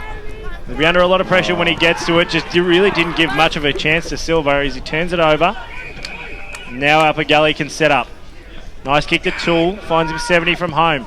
Inside forward 50, looking for the target, couldn't quite find it there. It was Dirksen. Good second effort, Tries to pick Dirksen. up at the bottom of the pack, can't quite do so. Just held things up, and we'll have a ball up 25 from home. Good to see Ryan Silva back on after that heavy hit he took early in this quarter. Ball thrown up once to goal square, so he's on the tightest of angles. Maybe it's incorrectly marked 50 metre. Maybe it's 55. Ray That's what I was going to say. Exactly. And he slotted the goal. Manolitsa Football Club. Exactly what they needed there from Scott Lang. And I tell you, Kelvin Gregg. All over the place at the moment, the 27-minute mark. And in Footy Club that will go into half-time with a 2-point lead. 6-8-44 lead. Ringwood 6-6-42 on the Bendigo Bank scoreboard. It's half-time here on EFL Gameday. Good news, boys. It's 20% off to travel on Eastlink on weekends and public holidays with a car tab. So, with the money you'll save, you'll have enough. Enough for what, Coach? My birthday present next week, and I have my eye on some sparkly gold footy boots with some pandas on them. Get a breeze tag and use Eastlink, the quickest way to get around Melbourne's East. Arrive fresher, play better. Eastlink. In sparkly boots. Program sponsor. Own a smartphone and love the Eastern Football League? Then the EFL mobile web app is m.efl.org.au to access fixtures, results and ladders for all EFL grades. You can get all the ground scores every Saturday afternoon right from the palm of your hand.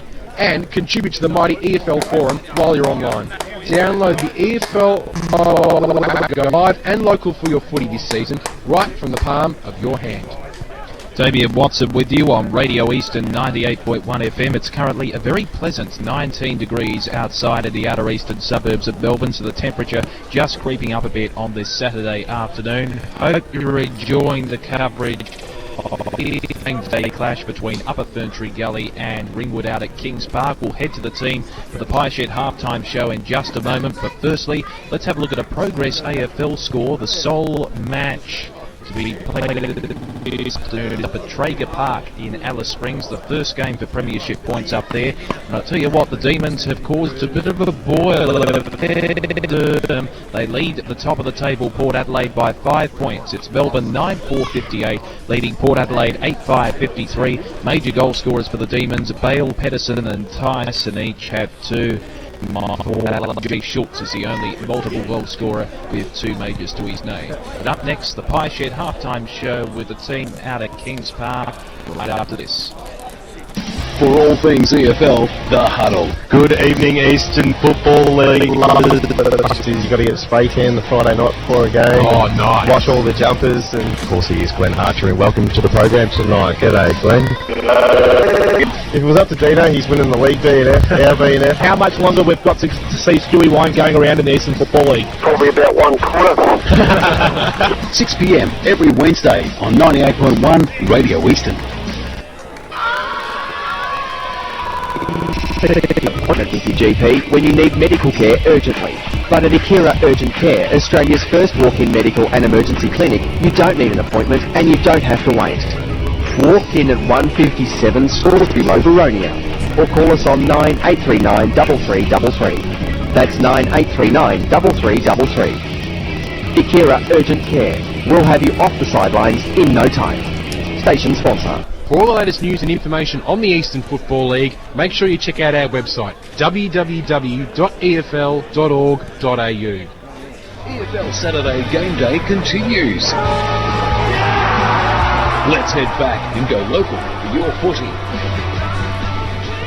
Welcome back to EFL Game Day, and this is the Pie Shed halftime show. Make sure you go and see Mark of the team at 295 Canterbury Road in Bayswater. The Pie Shed's pies are absolutely delicious, and we thank them for their support in season 2014, as they have done for the last couple of years. Just looking through some of the scores that are coming through, there's a few interesting ones going right through. I mean, obviously this game is going to be one of those interesting ones that we'll see go right down to the wire. Upper Gully 6-8-44, leading Ringwood 6-6-42 of half time. Bayswater, a very tight contest. They trail by 13 points. Croydon 9-9-63,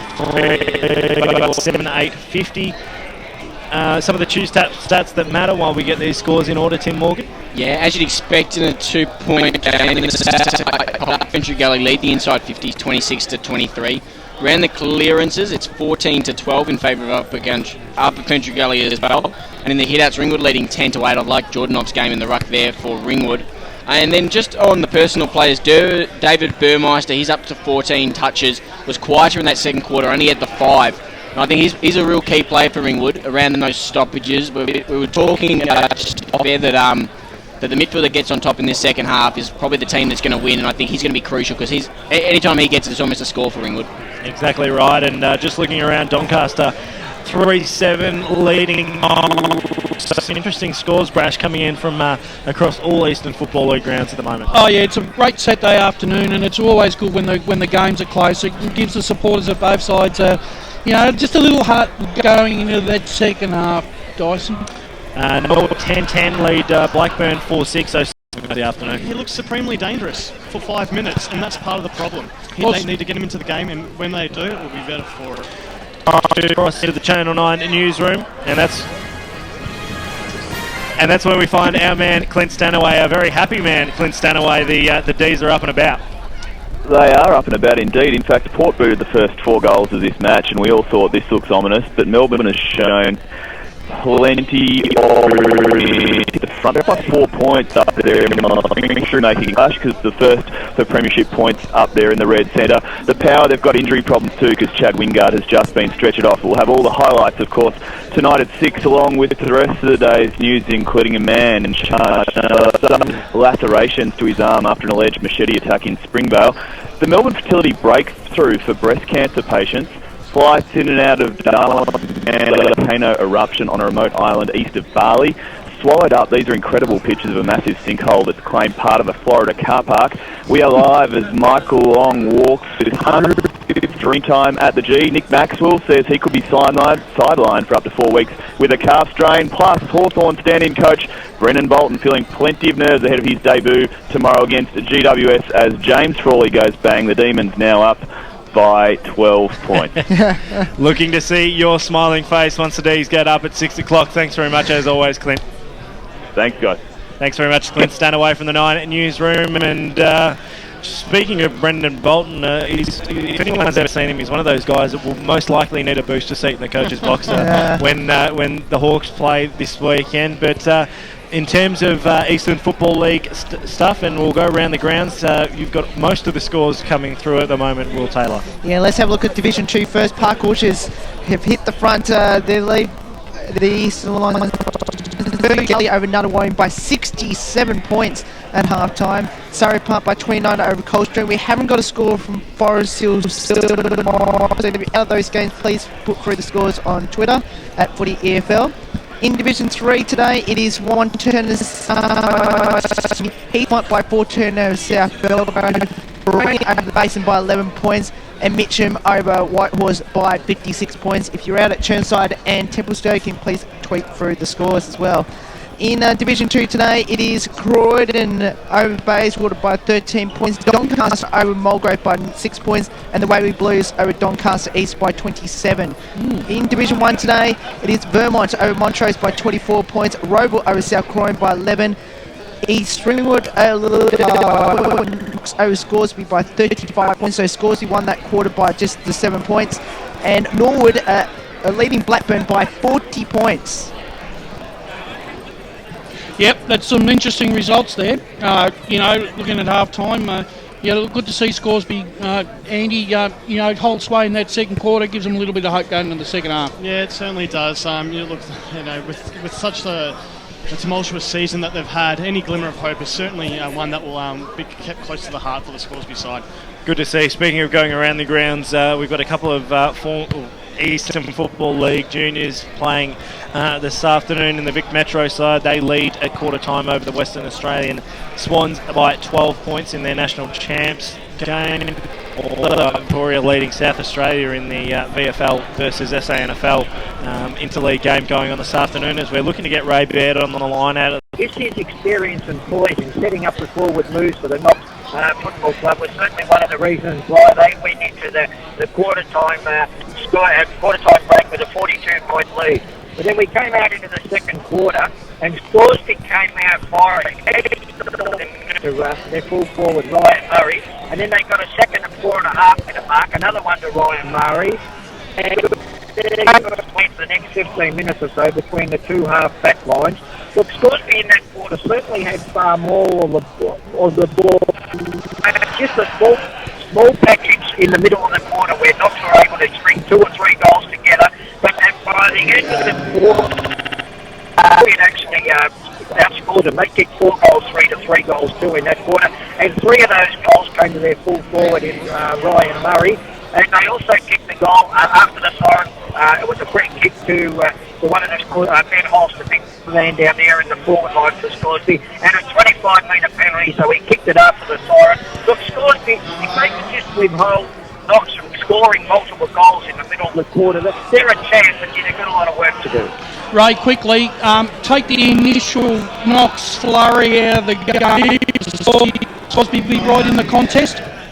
Look, they tackle very well, but having said that, they all the way that they do tackle, they're ferocious. But as I say, they've just got to not have been able to in both quarter kick multiple goals in the middle of the quarter to get them up.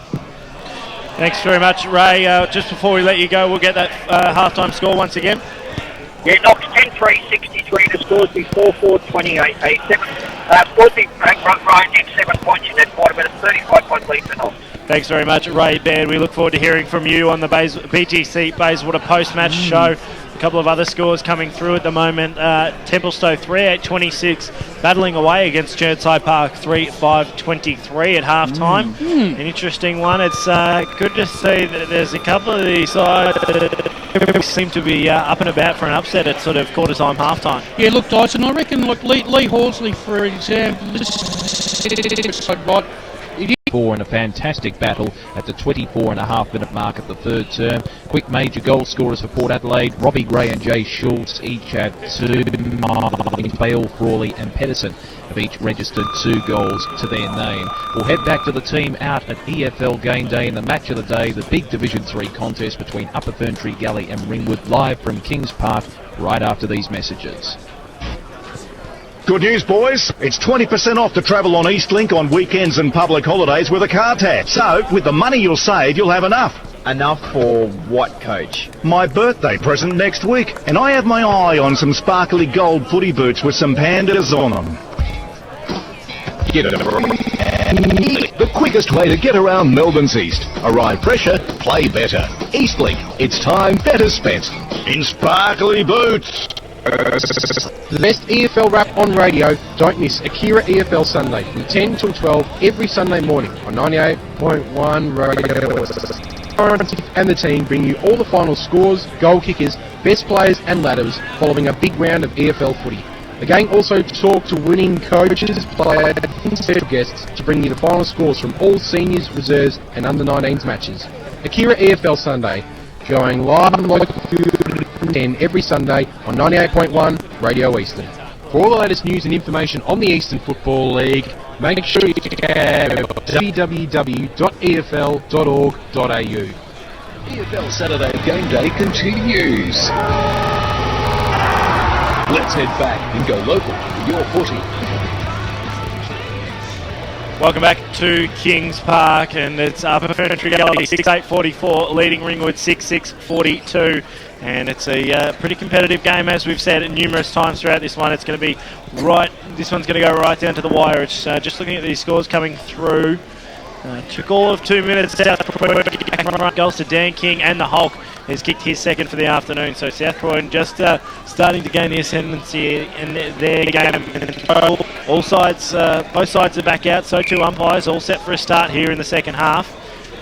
What is it going to take, Brash? Who's going to really open this game up? And we got your tip at the start of the game. Who's going to win it from here? They're going to win the game, Dyson. But just talking with Andy off air, we still think that if Ringwood played to their best, they'd got the better side on the field and should run away with the game.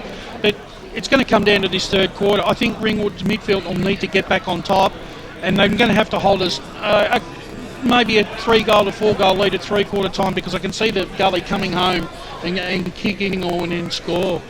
The players you mentioned, we'll just get an update on where their stats are at as we head into the second half. Yeah, so David Burmeister, he's had the 14 touches, has had 15 for Upper FERNTREE Gully. And the other two players we're looking at, making it very easy for the stat man, only the 3 for Tim Burmeister. And Daniel McDonald, player for the year, only the 6 touches. So if he can get a little bit of the ball in that middle, then look out for Upper FERNTREE Gully. Nick will probably see that as a win too. And do you see Upper Gully or Ringwood really taking control, or you reckon this one's going to go right down to the wire? I can't pick anyone. It's certainly too tough to tell. It's both sides have looked scrappy in patches. Both sides have looked really clean and really good going forward. So premiership quarter, as they say, third quarter about to get underway. We'll know exactly where we're at in a couple of hours' time, where these two sides' seasons will sit. All thrown up, good tap down there from Godfrey. Got the first use out of the middle for Upper FERNTREE Gully as they stream forward. Nice mark taken out in front. Good work there from Roberts. Goes with a short chip kick. Wasn't flash in the direction of Cassidy Marsh, who couldn't take the mark. Burmeister of the David variety clears out, but only as far as Toole. And Brenton Toole on centre wing out of side. It's been really good. Yeah. Short chip kick finds Carroll in a lead. That's not bad. That's 45 metres and it hasn't hit above 6 foot. His kick finds the target in Jordan Roberts. Belly so far. So we're just greeted with more delights from the canteen of the Upper FERNTREE Gully Football Club here at Kings Park. And that's me done for the day, boys. Choose that match stat on how many wedges that Tim Morgan's gone through today. More than David Burmeister's touches. Jordan Roberts. On the right boot, sets it to the top of the goal square. They need a mark here up at FERNTREE Gully. Can't quite make it.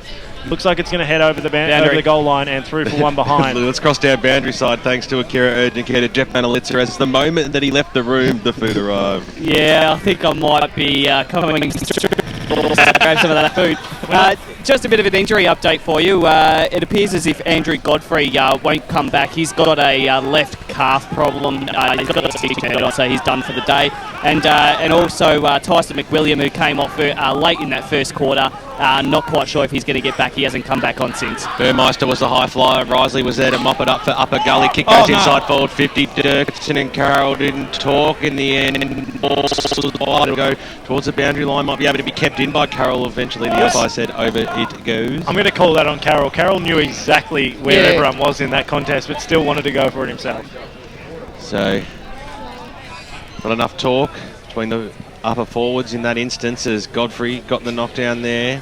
Roberts tried to get boot to ball. The top of the goal square, mopping up nicely there was Gully, and he hits the pine. Oh, that could have been damaging early in this third quarter. Bendigo Bank scoreboard as we cross the 2-minute mark in this third term. Upper Gully 6-10-46, 4 points ahead of Ringwood 6-6-42. So all the play so far in this first couple of minutes of the third term. Thank you for listening. If you're listening through 98.1 Radio Eastern or streaming online through www.efl.org.au, as Toole gets the rebound back inside forward 50, finds his target and the skipper Tim Risley. And will be paid 25 metres and a certain goal coming up here for the Kings for the very unnecessary action coming from the Redbacks defence. Andy Brenton Toole started off well again in his second quarter. He's having a ripping game. Yeah, he's one that's certainly impressed me. He's got a long raking right foot boot, and that pass before to Carroll was just absolutely exceptional. He actually moves like, he hasn't probably got the height, but he actually moves like one of the real club legends, a Dave Lutham type. Dave Lutham was a champion footballer for Upper Gully, and Brenton Tim Risley comes in, sends it on the right boot, makes the umpire work, but it's straight through. And another goal on the board for the Upper FERNTREE Gully Football Club, and one that they desperately needed. 7-10-52 they lead. Ringwood 6-6-42. 3 minutes gone, third term. Bendigo Bank scoreboard.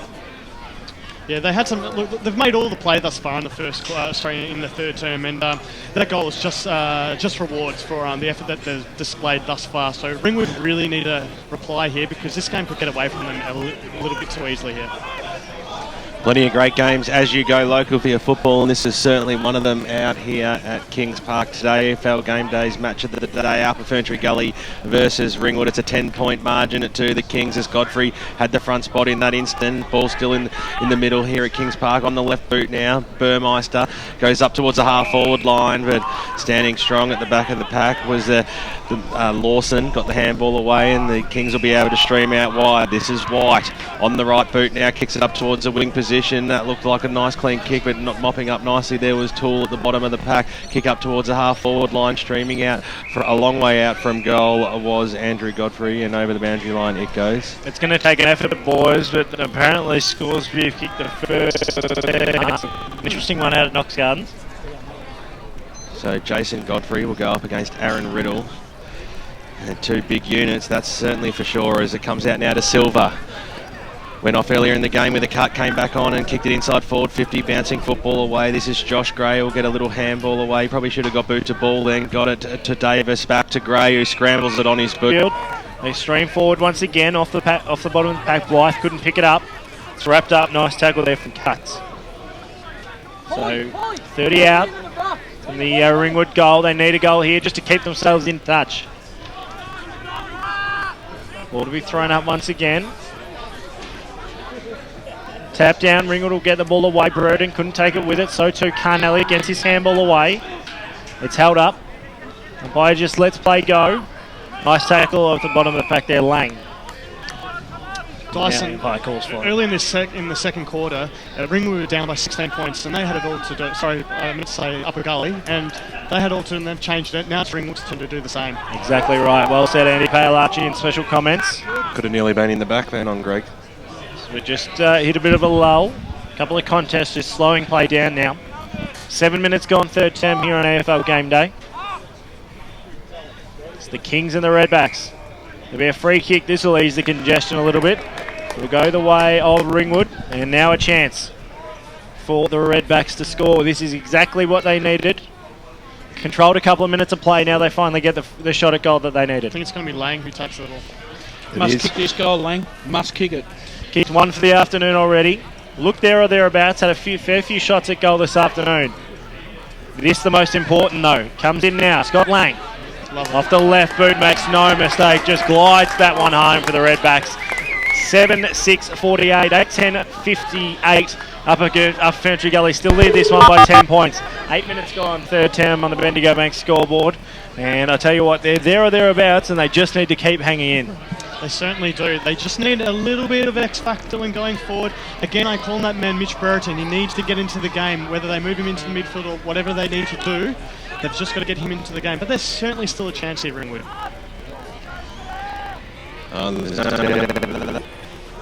Seen plenty of goals kicked to the right of your radio dial. The Jordan off gets the knockout that time. Ball hits the deck and we'll have another bounce right in the heart of Kings Park. 8-10-58 plays 7-6-48. Pye throws the ball up now. fall the ball. Riddle couldn't quite get boot to ball or go after it again. He had a little bit of support in there. That was okay by Burmaster. Dropped the football, got it back to Riddle, got it onto Jordan off her, linked up okay. They streamed the ball forward here through King on the right boot towards the Carnelli direction. He used his body pretty well, the big fella. Went after it again, got the handball away. They're going backwards to go forwards, but they'll eventually get a shot on goal. That's a fantastic one from Burden. He wanted to lift Andy Paolacci, and he slams one through just in the nick of time, and this is back to a 4-point ball game. Fantastic scenes out here at Kings Park. 9 minutes gone in the third term. 8-10-58 plays 8-6-54 as we cross down boundary side. Thanks to Akira Urgent Care to Geoff Manolitsa. Well, that's 2 down now for Upper Gully. Tyson McWilliam, he's got so he's gone for the day. And it also looks like the other Godfrey, Jason Godfrey, he's come off sitting on the bench, rubbing his head at the moment, so I'm not quite sure what's wrong with him, but they're down to 1 at the moment. That's not what they needed. They were pretty dominant in the middle, and the game is vital. Risley's just gone off too. Just looking around the ground, Norwood 10-11, lead Blackburn 8-8, so the Panthers not done with yet. Free kick's been paid. Yeah, I would have thought that was a throw on by Cassidy Marsh. Came in from the non-officiating umpire. No, he copped one high, did he? Go to the way of Tool. Okay. Ball, I'm assuming. Off the back of the pack, nice work from Houston to pick up. Been pretty underrated this afternoon, but had a good game on the wing so far. Good spoil. Chance now leading. Cassidy Marsh tries to cut it off, couldn't quite do so. Now a chance for Ringer to regroup on the outer wing. Short chip kick, spots up the target, now a chance to run. Gets it inside 450, all alone. There was Calvin Gregg. And 35 metres out can line up, and after we thought they were done and dusted, Wayne Brasher can put him in front. Who thought that? Who would have thought that? Yeah, look, that last... Maybe you did. I'm blaming Dyson. It's funny, as soon as Jason Godfrey went off in the ruck, Upper Gully just lost all their ascendancy, and now they're back in the game. A chance now for Gregg to slot it. Can't quite do so. Across to the left-hand side. Through for 1 behind, and it makes it a 3-point ball game. 8-7-55. Ringwood trail up at FERNTREE Gully. 8-10-58. 11 minutes gone, third term. Getting quite dark out here at Kings Park. The lights may be coming on soon as Daniel McDonald be the man to bring it back in for Upper. Plays it to himself. Kicks it out from the far side of the ground. Which way is this ball going to fall into the arms of Cassidy Marsh? Eventually got the handball away to Gully, who moved it in towards the middle. Bouncing football, it becomes a foot race. Who's going to attack this one first? Burmaster went after it. Cassidy Marsh is in there again. Picked up this time there by Silver. Hit it on hands and knees. Ball scooped out wide. It was lost there by Hill. The umpire said he might have copped one a little bit too high, Hill. So he receives a free kick. So the kick goes up towards the half-forward line. It was an absolute mongrel punt off the boot. It was an absolute shanking, some hard-hitting football on McDonald. The umpire said backwards to go forwards. The kick goes on by Davis up towards the centre half-forward line. Which way is this ball going to fall? Gray, handball over the top to the runner, Burmeister. Off the David variety, short passes on Carnelli's out in front, and he takes a strong mark.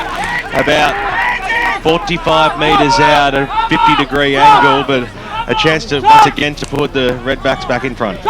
Boundary. Cross down to Geoff Manolitsa very shortly, but Matty Carnelli 1 goal. Distance will not be a problem for this man, don't you worry about that. That is a good-looking kick off the boot. It might get all the way. What a fly at the back. Or is it a mark? Sensational. It's a mark. That's a mark. Oh, yeah. It's not Brad Riddle, is it? It is Greg. So Calvin Gregg, the mystery man, 2 times this afternoon from point-blank range, puts Ringwood back in front. Fantastic play there, Ringwood. They have answered the challenge. 13 minutes gone in this third quarter, and Upper FERNTREE Gully are 8-10-58, 3 points in arrears now of Ringwood. Another score change, 9-7-61. Let's cross down boundary side to Geoff Manolitsa, thanks to Akira Urgent Care.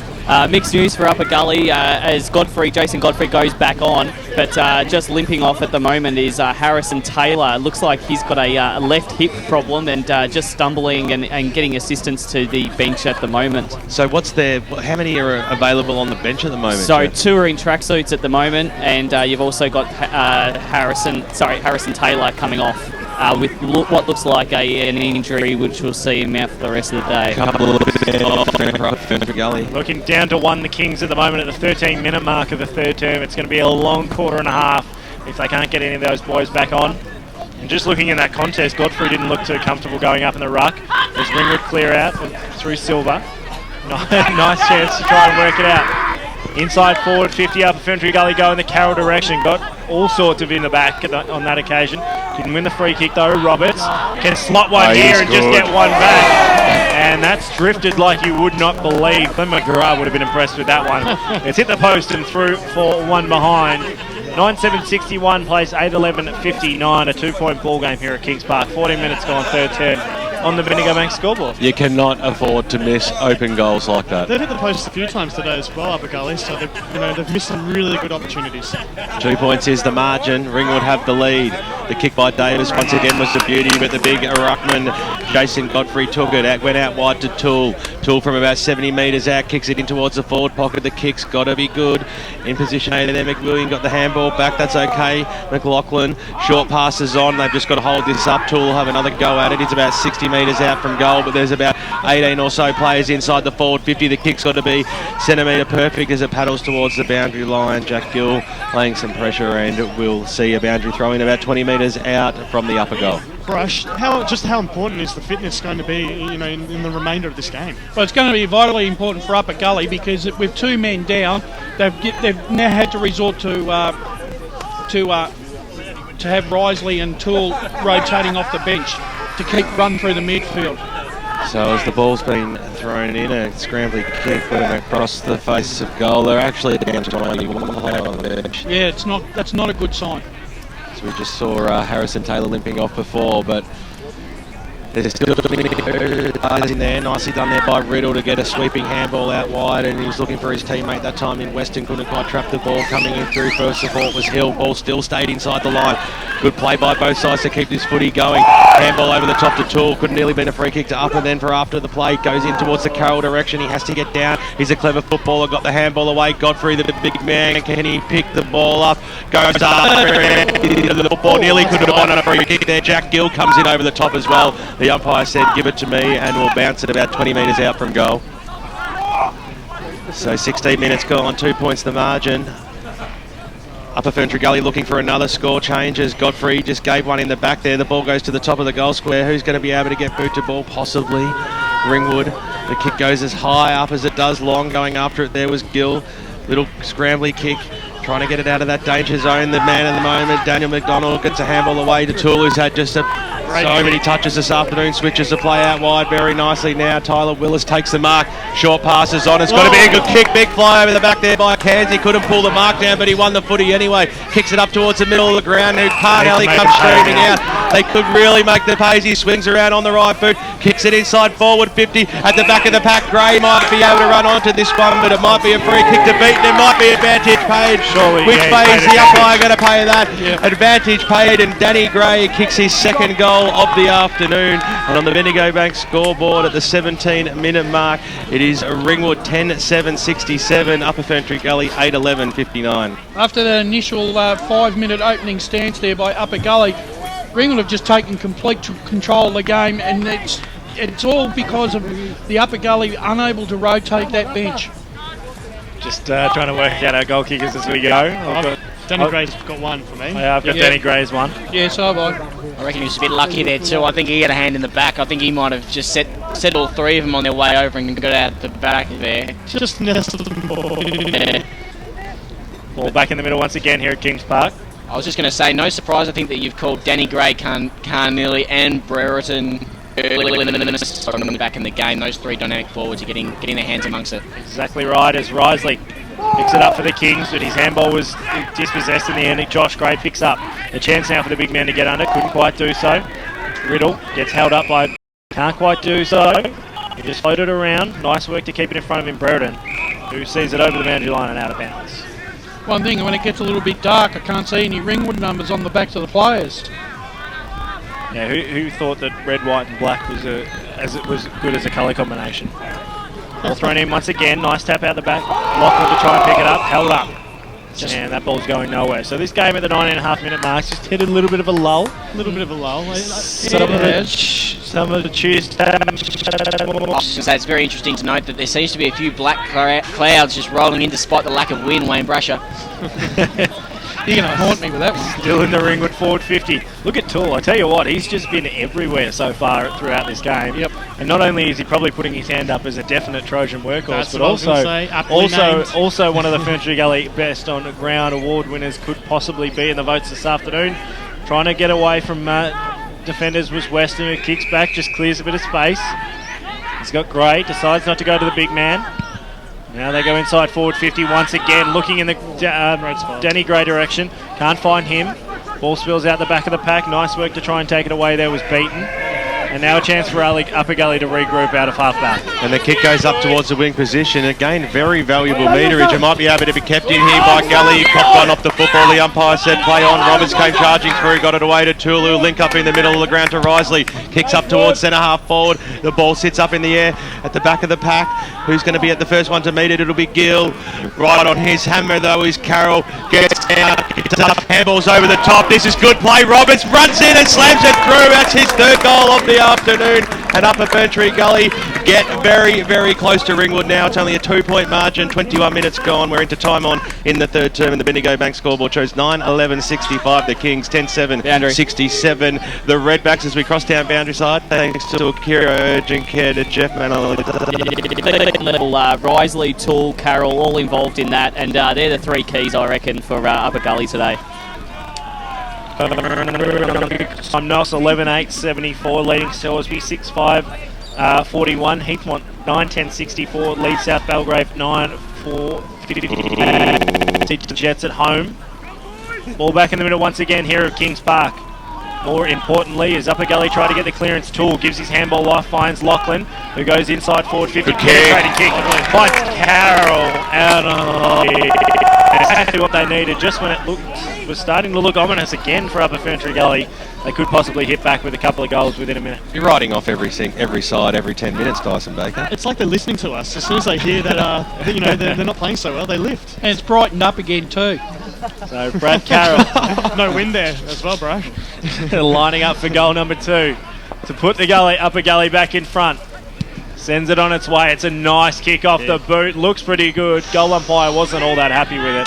And through for one behind. So a 1-point ball game here at Kings Park. 9-12-66. Plays 10-7-67 in favour of the Redbacks. 22 minutes gone. Bendigo Bank scoreboard. It's funny. Just when the Upper Gully side looked to be tiring, they've just lifted a gear and it's all set for a sensational finish. Yep. Vermont lead Montrose by 20 points at three-quarter time. North Ringwood 8-17-65 lead by 35 points. Cassidy Marsh has given away, as Brush said, a very silly free kick, and it'll be Tim Burmeister. Across the half-back line, he'll nearly be asked to play on, as you can hear the crowd getting pretty feisty in the background, and that is a fantastic kick by Burmeister up to the half-forward line, where it's picked up by Greg on the left boot. It went off the side of the boot, but it might end up okay here. Which player's going to play this in front? Yep. It's going to be paid to Matthew Lawson, and Matty Lang is not impressed at all, but Lawson wastes no time either, gets the ball out wide to McDonald. He's got Toole by himself on the wing if he wants to go that way. Went one way, then the next, and elect to go the most direct. That was a good kick in the middle of the ground where Lachlan takes the mark. He's had a heave of the football, nearly could be in boats himself as he kicks it up towards the Houston direction. He needs to knock it over towards the Toole area. Great tackle there by David Burmeister. He couldn't create the spoil though, and the umpire will come in and bounce it. But ferocious stuff out here on the wing out at Kings Park. The members' side, the faithful, they're enjoying this one.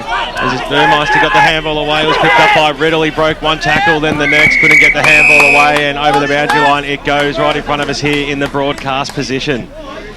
24 minutes gone here in the third quarter. Fantastic game on EFL Gameday. A 1-point ball game. Ringwood lead this one as the umpire throws it in. Godfrey at the back of the pack knocked it, but Riddle for Ringwood got a little toe poke up towards the Carnally direction. He's a clever footballer. What a pick up that was. Handball over the top. They stream forward now through King on the right boot. Set sail for goal. It's going, and it just falls short, and it's happened all afternoon. And Upper FERNTREE Gully get their chance once again to get a reprieve. The kick goes out wide, and they'll be able to launch again from the back pocket. So the kick goes out past the Bendigo Bank scoreboard, where Lachlan, once again finding space, takes the mark. No one stands the mark, so he might be able to go on with this one as the kick goes up towards the Godfrey direction. The big man, he had to work his way into the front spot, but he had Tim Burmeister right in front of him. He took a good mark, got the kick away to King, who linked up well in the middle of the ground. Now the Redbacks kick up towards the half-forward line. It was a scrambly sort of kick as it comes back out wide now. Hill couldn't quite pick it up. He eventually does now. Another scrambly kick forward. Comes out towards the Carnelli direction. Lang picked it up, got the handball away on the right boot. Maudsley kicks it to the hot spot, top of the square. At the fall, the ball picked up by Blythe. Up and under. Grays on the goal line and scooped upon by Kieran Hill. They just kept pushing the ball forward, the Redbacks. Fantastic bit of play there. Boot to ball, only 30 centimetres to a metre out. And the goal goes to Kieran Hill of the Ringwood Football Club. 11-7-73. Lead stretches back out to a 7 points now. 25 minutes gone. That was a fantastic call, by the way, BWS. Fantastic. But what a passage of play there by Ringwood. They just kept it moving forward the whole time. And the runners on the far side of the ground that could supply the Ringwood forward line just made that goal there. Just caught Upper Gully flat-footed and... Absolutely. Three-quarter time at Central Reserve. One Turner South 13-14 lead the Glen Waverley Hawks 6-2. Doing it comfortably at the moment, the Devils in Scott Edgecombe's 250th game. Upper Gully get the clearance once again. Good work from Lachlan. Hasn't he started to stand up in this third term? Inside forward 50. Good work defensively from Jordan off just to try and clear the area. Although a free kick will go the way of Ringwood and they'll get a reprieve. When we're talking about the forward line, Andy, the forward pockets from both sides haven't really played that front and square game. I reckon both sides have been hurt because of it. Yeah, they're definitely relying on their tall timber to take the marks and kick the goals today. So King dishes the handball off, put it to his teammate Tim Burmeister in all sorts of pressure. And Upper FERNTREE Gully will get the ball back. Fantastic work. Move it. And now a chance to go inside forward 50 for the Upper Gully. Couldn't quite take the mark. Still under a lot of pressure. Carroll came in, couldn't quite make the tackle again. Though Burmeister under a lot of pressure. And now a chance for Upper FERNTREE Gully to send this one home. The big man stands up and he has counted for his second. Exactly what Upper FERNTREE Gully needed, and the boys behind the goals getting up and about behind that one. It's a 1 point ball game. 10-12-72. Ringwood 11-7-73. Although it's not Gully. Let's cross down boundary side to Geoff Manolitsa. Yeah, another one comes down with an injury here, so it's Jared Derrickson for Upper Gully. He has limped off, looks like a left foot. But guys, fantastic forward pressure by the Upper Gully side. That was the reason that goal was finally kicked, and what a goal it was. Give the Upper Gully trainers a pay rise this afternoon as the umpire throws the ball up in the middle. Gray sort of got a fingertipper on it at the fall of the ball. David Burmeister was wrapped up quickly and will have a bounce. I reckon that Geoff Manolitsa isn't on the boundary. Last time he was on the boundary, East Burwood ended up with 17 on the ground. The same thing is happening to the Kings at the moment. Risley at the fall of the ball, got a handball out, but there was no teammate to receive it. Kick goes inside forward 50 now for Ringwood at the back of the pack. Beaton gets a handball away. He had his teammate there in Lawson who fumbled the football at the dire moment, and the umpire will come in and bounce it only about 8 metres out now from the Ringwood goals. It's been goal to goal mostly for the afternoon, and it's crossed to Tim Morgan for some choose tap stats. Yeah, I really want to give you something sort of exciting and something to hang the game on, but it's just been so tight. There's nothing really. Ringwood inside 56 quarter 12. Upper FERNTREE Gully, they've had the 13.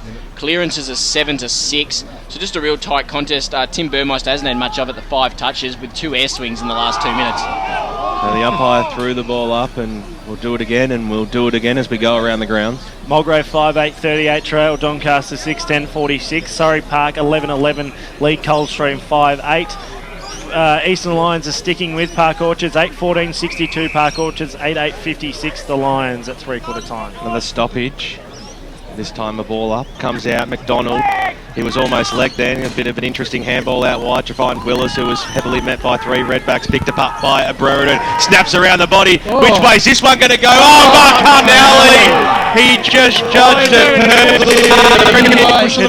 Free kick going to Upper FERNTREE Gully at the last line of defence, and it is going to go to Roberts as a siren sounds to Mark, three-quarter time out here at Kings Park. A little controversial towards the end there, but what a game we are seeing out here. It is 1 point the difference, with Ringwood leading this 11-7-73. Upper FERNTREE Gully a 10-12-72. Plenty of great games as you go local for your football, and we're going to have all those important around-the-ground scores with Will Taylor and Dyson Baker right after this. It can be difficult booking an appointment with your GP when you in at 157 Scoresby Road, Baronia, or call us on 9839 3333. That's 9839 3333. Ikira Urgent Care will have you off the sidelines in no time. Station sponsor. For all things EFL, The Huddle. Good evening, Eastern Football League lovers. One of the punishments is you've got to get spray tan the Friday night before a game. Oh, nice. Wash all the jumpers. And of course, he is Glenn Archer, and welcome to the program tonight. G'day, Glenn. G'day, guys. How you going? If it was up to Dino, he's winning the league, DNF, our DNF. How much longer we've got to see Stewie Wine going around in the Eastern Football League? Probably about 1 quarter.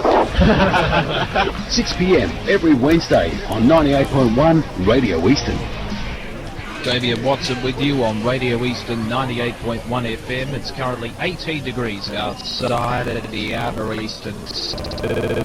Having a pleasant day under the sun on this weekend. I'll give you a progress AFL score, and we're currently 20 and a half minutes into the final term. It's a thriller up at Traeger Park in Alice. Solitary AFL game being played today, and Port Adelaide currently lead Melbourne by just 7 points. It's the Power 12-10-82, leading the Demons 11-9-75. Multiple goal scorers for each side. And to start off with Port Adelaide, Robbie Gray, Jay Schultz and Justin Westhoff each have two to their name. Is the leading disposal accumulator on the ground with 29. Meanwhile, for the Demons, who are still in this game, Rowan Bale, James Crawley and Cam Pedersen each have 2 majors to their name. So a very, very interesting game being played up in the Northern Territory. We'll head back to the team out at Kings Park for the EFL Gameday match of the day. Link on weekends and public holidays with a car tax. So, with the money you'll save, you'll have enough. Enough for what, Coach? My birthday present next week, and I have my eye on some sparkly gold footy boots with some pandas on them. Get a race tag and use Eastleigh, the quickest way to get around Melbourne's east. Arrive fresh Eastleigh. It's time better spent in sparkly boots. Program sponsor.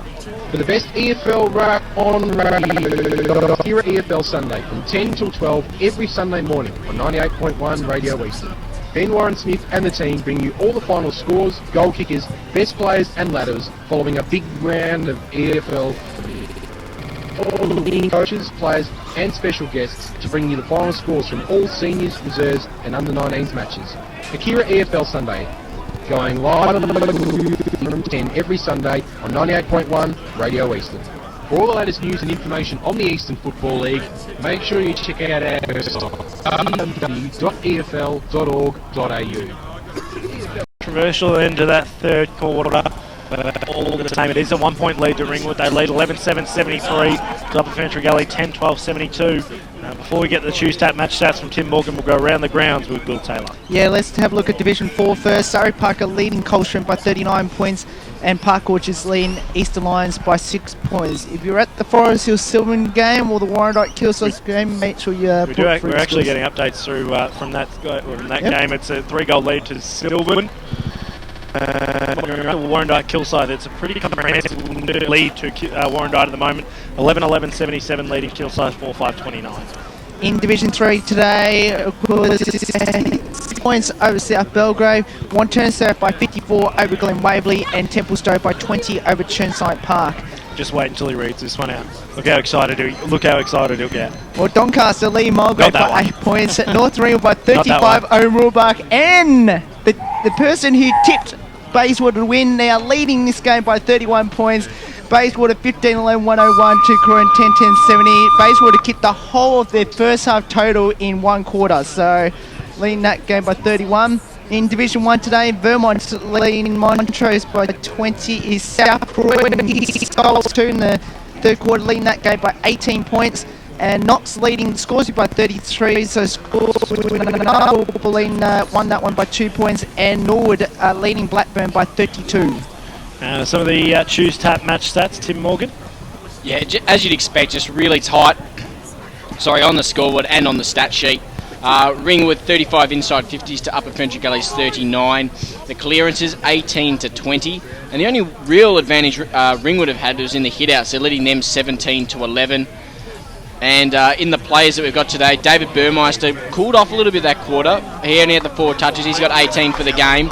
And Tim Risley continued his good game. He had 6 that quarter. He has 21 now for the match. Andy, where do you see the... I mean, I know that sort of we've had dominance from both sides so far in this game. Where do you see it being won and lost in this final term? I mean, yeah, you can't really pick a winner, but where do I see it is probably the fitness levels of both sides, especially with the reduced amount of players that are, fit players that are on the bench. So I really think that the fitness and the team that makes the least mistakes will come out on top. If I had to put my neck out there, I'm probably going to say, I'm going to switch my tip and say who might end up winning this game. Just headed out to the huddle where Chad Rogers was chatting to the Upper Ferntree Gully boys, and he just really wants them to really apply the pressure, keep it up, and win back a little bit of the ascendancy there. And just really harped on the fact that when the ball does go forward, that they need to be able to lock the ball in and keep that as well. They want to win this game. And Geoff Manolitsa's got the senior coach of the Ringwood Football Club, Mick Gall.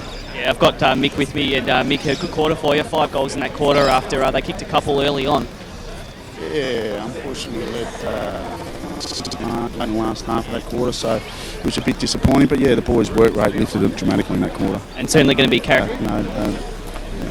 year turning point for us, really. If they get up and win this game of football. So, the boys are up to it. They can do it. All the best in the last quarter. Cheers, mate. Just looking, thanks very much to Akira Urgent Care. Thanks to Mick Gall and Geoff getting into the final term, and we're ready to start the final term here at Kings Park. It's only 1 point the difference too as the ball goes up to the half forward line for Upper Ferntree Gully on hands and knees. Lachlan got the handball away, but that was smothered. Ringwood kicked the ball forward. Centre half forward now for them. First man to meet it though was Lawson. Got the handball, got the kick away now up towards the wing position. Which way is this one going to sit? It might sit favourably for Silver. He has to go after it a second time. Handball to Risley, whose handball was smothered. That was good play. Going in really hard there was Davis to paddle the ball in towards the direction of Burmeister. Chopping it off though that time there and doing really well. The umpire might actually ping here. It was either too high holding the ball. Said let's just even things up and hand it back to me, Matthew Lawson. So we'll have a bounce. Centre half forward almost for Ringwood. For it. Lang worked his way to the front and then won the football as well. That was really good play. Eventually it ends up in the arms of David Burmeister, who kicks the ball inside forward 50. Good stretch by Gray, wasn't it? Good jukes. And on the one bite, pulls it down about 45-50 metres out from goal directly in front. A player who can certainly kick this distance. Yeah, he just plucked that from thin air, did he, BWS? But yeah, as you've been saying throughout this game, a lot of the players Gray's certainly one that can do so accurately. An important start to a quarter for any side to be able to kick a goal in the first minute and a half.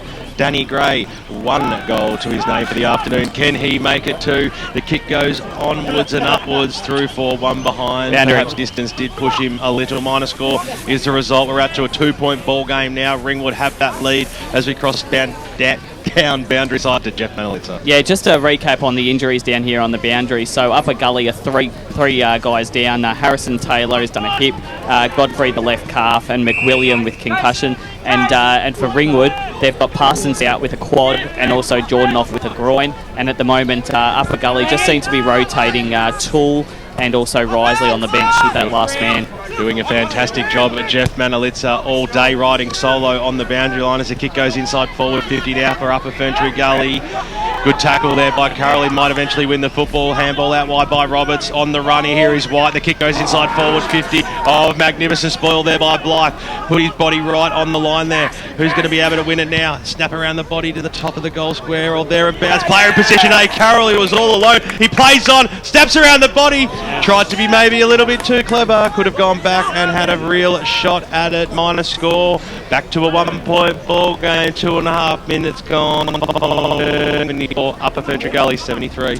Just had a bit of a brain snap there. He just had to compose himself and go back, take the shot and kick the goal.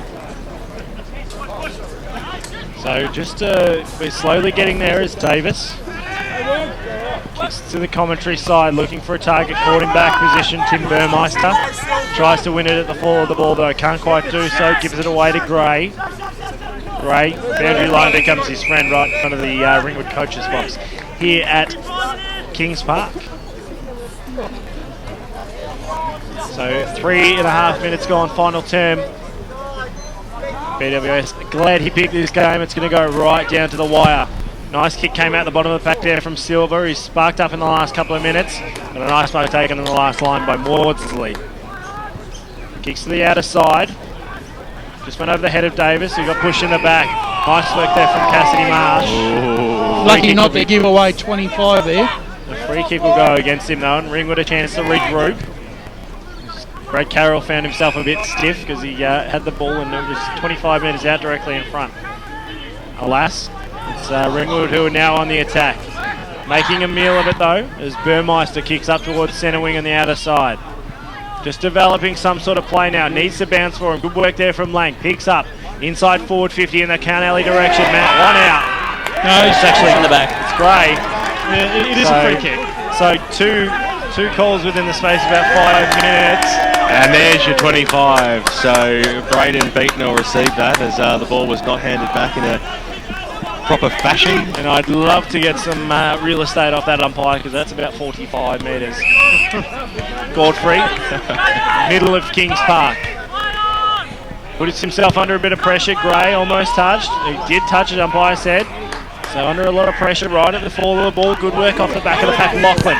Inside forward 50. Cassidy Marsh heads towards goal. And through for one behind. Scores are level. 10-14, 74. 11-8, 74. Final term on the Bendigo Bank scoreboard. Upper Gully have had two gilt-edge opportunities there to kick 2 goals, and they've missed. Will it come back to haunt them? 5 minutes in the final term. Hope you're enjoying the football wherever you are out in the eastern suburbs today. Davis short to Burmeister. This is Tim. They're still in the defensive arc. Players screaming for it on the members' side. The kick will go in the direction of Cairns that time. It wasn't too flash off the boot and over the boundary line. It goes for a boundary throw in. A few tired boys out there. Silver, come on, mate! Good crowd out here today. Higher. Throws the ball in. Just trying to bullock his way through the pack there was Riddle. He was met though, picked up by Toole, got a little handball away almost through the umpire said play on, picked up by Riddle, got it to David Burmeister in the middle of the ground. He's sweeping handball, eventually links up on the left boot. Blythe goes inside forward 50 now. Which way is this ball going to bounce in favourably there for Gray? He'll swing around on the right boot. It was a terrible kick. Just finds it inside forward 50 very nicely there by Lawson who sweeps it out wide. Upper FERNTREE Gully will create the switch out towards the McDonald direction. The ball's got to bounce favourably for him, but it was swooped upon there by Weston. Swings around on the right boot, kicks it to the top of the goal square, but very well done there by Braden Beaton. He's had a good game today. Very serviceable across the full back line as he kicks it out to Toole, who's just been standing strong from the first quarter, from the moment the game started today. Short passes on, give him a rap and he lets you down with a kick like that, but it still might work out okay as Aaron Riddle comes in. The big man, they just couldn't pull him down. His kick was a little bit skewy off the boot. Upper FERNTREE Gully will have the numbers though as a sweeping handball goes out towards the Risley and Silver direction. Boundary line beats all players and we'll have it thrown right back in front of us here as across to Tim Morgan thanks to Tuesday. Ryan Silver is in a lot of trouble. Yeah. He just spent a lot of time on the flank there having a gag. He almost threw up. Yeah, he's sick from that earlier clash in the game. And the ball's been thrown in and we'll do it all again. So we keep our eye on Silver. He really isn't in a good way. They've got no one else on the bench though, that's part of the problem. Really is. Put the boots on, Geoff. Godfrey. Got it away to Toole. Kick up towards that Silver direction. Right on his hammer though was Davis. Both players go after it again. The ball's been held in. A good effort by both players there to keep the ball alive, or every chance to keep the ball alive, and the umpire will bounce it just forward of centre. Godfrey on the second bite. Knocked it to his side's favour, but it was swooped upon by Luke Davis across the half-back line, who's been a good player as well for Ringwood today. He'll kick it in towards the middle of the ground. He fooled everybody, didn't he? David Burmeister really lifted a peg in this second half. Has one bounce, make that two. He drives the ball forward. There's been a lot of smothers this afternoon, and there was another one then across the half-forward line. It was picked up there by Willis, banged it on his boot in towards the middle of the ground. Which way is this ball going to bounce, and who's it going to favour? Ringwood. Another smother's been laid. Upper FERNTREE Gully get a chance. Make that another smother in the middle of the ground. A little bit of of a tumble job, and now they stream forward. Here is Cassidy Marsh at 55 metres out. The short pass is on, and Carroll was in the right spot. He's a clever footballer, and he makes space so well. So he'll go back and have a shot on goal. He's kicked one for the afternoon, but he's certainly been peppering.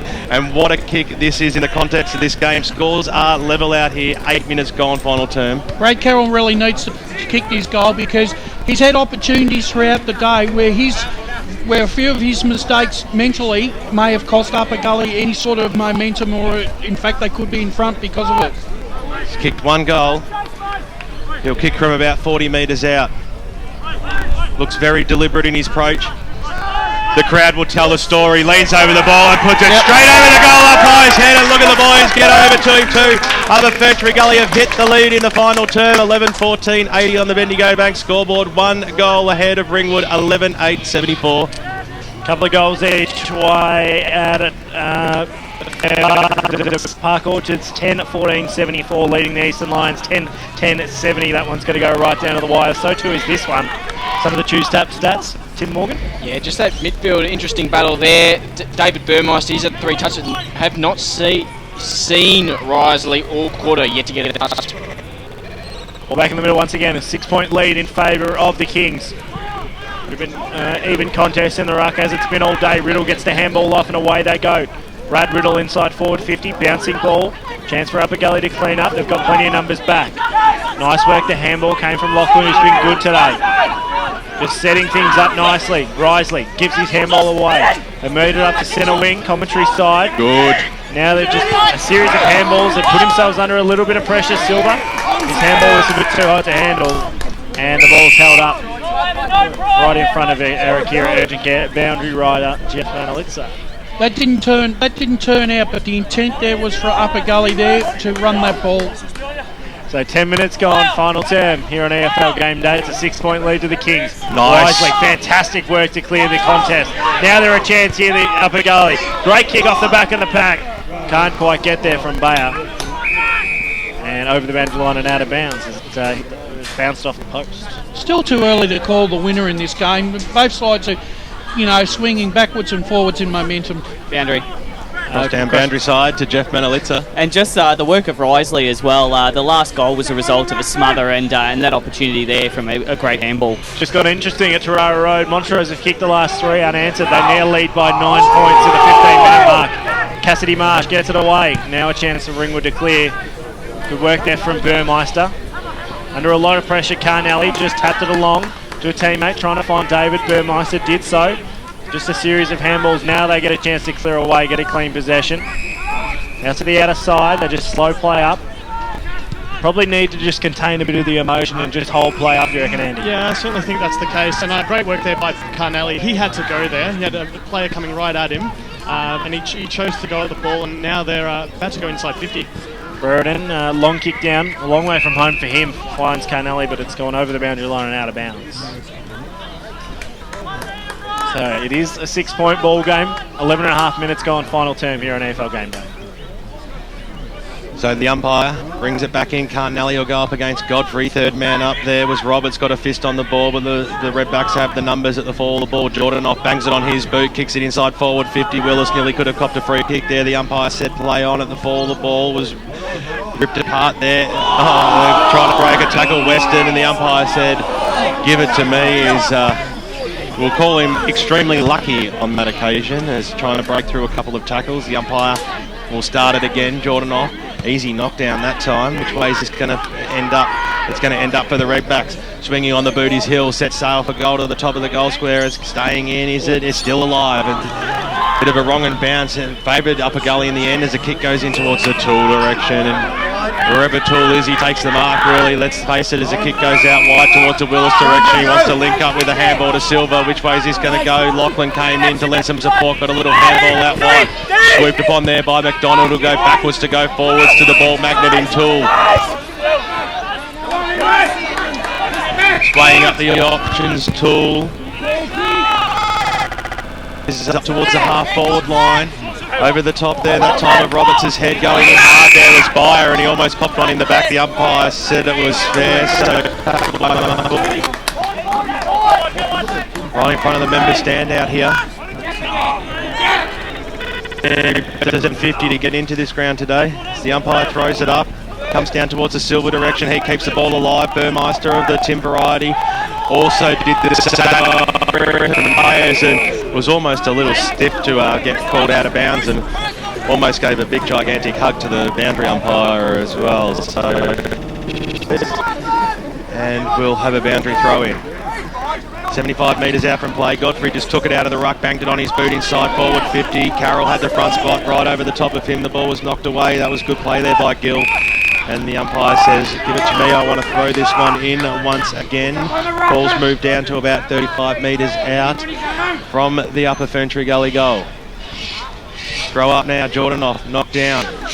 On hands and knees, that was good down there by Lachlan. Kick goes on towards the forward pocket, set sail and out of bounds on the full. So no score change out here. 14 minutes gone in the final term. Upper Ferntree Gully are 11-14-80. Ringwood are 11-8-74. And the around the ground scores, Dyson Baker. Sylvan leading Forest Hill by 33 points, just containing the excitement, trying to keep the lid on it. Well, Silva took it from the kick in and he banged it to the top of the goal square. It was sitting up for Dirksen. It was a good spoil from behind.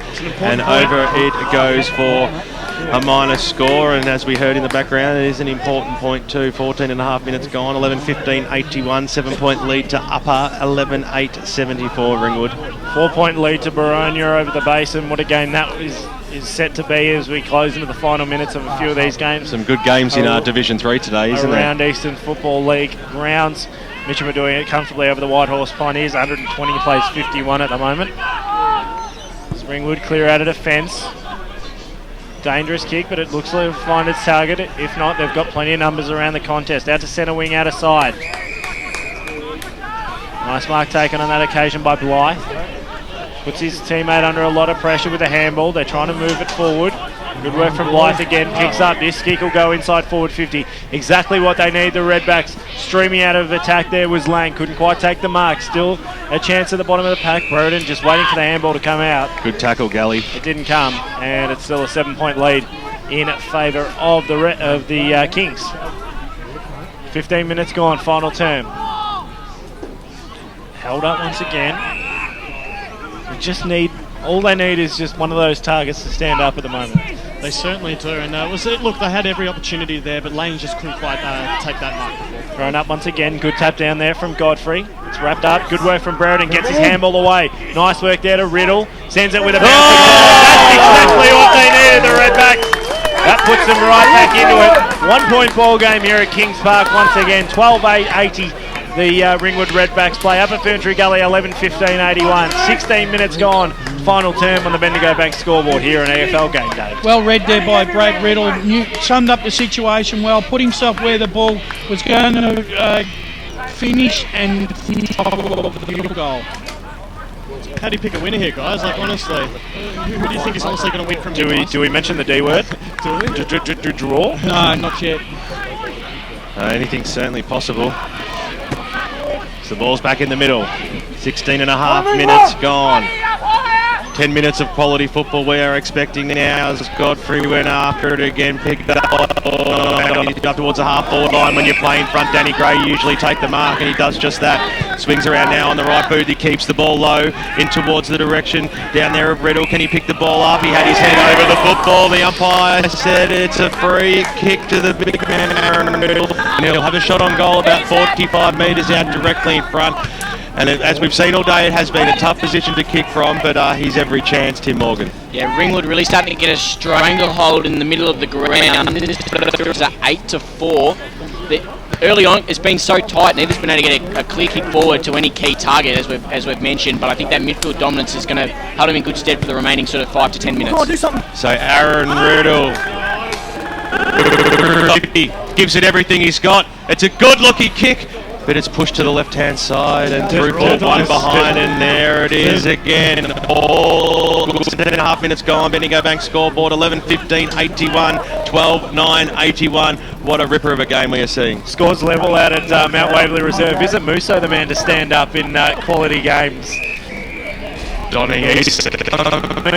Blues all tied up at Mount Waverley Reserve. It's all tied up here as well. What a cracker day of Eastern Football League football as you go local for your footy.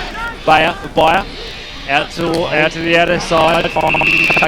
No chance for Upper Gully to go inside forward 50. Need to find the marking option. Carroll's the leading man. Couldn't take the mark. Ball spills out to the back. Good work from Gill to just wrap it up. And it's a ball up. 35 out from the Upper Gully goal. I reckon Carroll should have taken that mark, but it was probably no talk there. Ball thrown up once again. Good tap down from Godfrey. Ringwood take possession though, but it's held up once again. 18 minutes gone. There's no more than about 5 or 6 minutes to go. We've just had the word in from the timekeepers. Ball thrown up. Good work of the tap. Now a chance to regroup. Good work from Lachlan, who's been fantastic. His possession wasn't that great, but now a chance for Ringwood to regroup. Good work. Greg will be first to meet it. Can't quite pick it up. Does so now. Brereton boots it forward for the Redbacks. Bouncing ball. Sits up nicely for Carnelli. Can't quite get to it though. Gray coming through. Now a chance for Brereton to stand up. Handball was too hot to handle. Still a chance coming in. Cutting in across was Houston, who just settles down, regroups, finds Tool. Now Upper Gully have got a chance to move. Upper Gully up the commentary side wing here at Kings Park. Cassidy Mast had front position, couldn't make the most of it. Running onto it, Byer. Can he make the most of it here? Can't quite pick up. Plenty of Redbacks defensively. It's just going to be held up once again. Desperation. Well done by Byer just to dive on it again there. That was sensational, and Mark Foote not letting the ball go anywhere either. So 19 and a half minutes gone. Scores level out here at Kings Park between Upper FERNTREE Gully and Ringwood. Once again, another contest ensues. Some two-stat match stats. Tim Morgan? Yeah, again, as I was mentioning, Ringwood still ahead of those clearances. However, Upper FERNTRee Gully are in front of the hit-out, so they've got to really start getting to the foot of their ruckman. So nice work off the back of the pack. Lachlan, who's been brilliant. Free kick. And wins the free kick out. Going around the grounds, 13-16-94, Park Orchards lead the Eastern Lions 11-10-76. As Lachlan gets his kick inside forward 50. Great mark taken defensively. Got to play in front. Great work there by Aaron Riddle. Montrose lead Vermont by 8 points, full time. Montrose have beaten Vermont by 8 points. And another cracker game in the Eastern Football League. So Blythe goes short. They're going to link up okay here. The Redbacks in the middle of the ground. David Burmeister on the right boot. Sends the ball long up towards the 50-metre arc. Carnelli at the back of the pack. Which way is this one going to fall? Well done there by Lawson to get the little handball away to Roberts. Couldn't pick it up, but eventually did. Handball out wide was good to Houston on the left boot. Kicks it up towards the wing position. Chopped off there by Blythe, who's been good for Ringwood. They're filling the hole nicely, reading the play. Kicks it up towards centre half forward over the back of the pack through the arms of Blank. Who's going to pop up here? Oh, it's going to be an open goal. Sensational play by Brereton. He evidently slammed through his second, and they have the lead, the Ringwood Football Club, by 1 goal. 13-9-87. 21 minutes gone here in the final term. Upper FERNTREE Gully 11-15-81. Bit of a cruel twist of fate there. Byer was running into an open goal there when the ball was bouncing. Didn't bounce his way. Unfortunately for Ringwood, they got the bounce and Brereton scores. Keep an eye on Tim Risley. He was sitting on the just waiting to come on off the bench, and that last passage of play, absolutely eager to get on. He'll be right in it in this next contest. 13-9 plays 11-15, 21 and a half minutes gone. Can't be too much longer left. Looks like a 2-goal lead to Baronia out at Batterham Reserve. No more than 4 minutes left in the final term, I've just been told. Great work from Lachlan. Has to be a contender for FERNTREE Gully Motor Group best on ground. So too that man, Brenton Toole, as Upper FERNTRee Gully go inside forward 50. Needed a mark. Couldn't quite take it. Still in possession though, the Kings. Great work off the back of the pack, Dirksen. Good to see him back on the ground. It's just held up once again. Brilliant win to South Croydon. They've got over the line against Roval. So a couple of fantastic games as you go local for your footy around the Eastern Football League. This one's definitely one of them. It'll be a free kick. Yes. Going to FERNTRee Gully. That's exactly what the Kings needed. It was there. It was definitely there. It was over the shoulder. And it looks like Brad Carroll. He'll be the man to take it. Has kicked 2 this afternoon. And if you needed a man to stand up, it is Brad Carroll for the Upper FERNTRee Gully Football Club. Yep, cometh the man, cometh the hour here. This will be the scores with no more than a couple of minutes to go. And there's still sunlight as well. Final term. sticks it on the right boot, keeps it low and flat, and sends it straight through the middle. We're Kings Park, 12:15:87, 13:09:87, 23 minutes gone. Final term on the Bendigo Bank scoreboard. What a game. It's a fantastic game. 2 last quarter goals by Brad Carroll. He's been absolutely exceptional in this last term, and this game could go either way. Both teams deserve to win today, but there's still time left for an ultimate winner. Donny East up by 5 points out at Mount Waverley Reserve. Bully. All back in the middle of the ground here. An epic few minutes we are about to entail, no doubt, as the ball is thrown up now in the middle of Kings Park. Over the back that time, it was Geoff knock on. The umpire said, "Give it back to me." There was a few screams for a high tackle on Riddle. Neither side can afford to give away a 2 minutes, scores tied. The clearance is ever so important.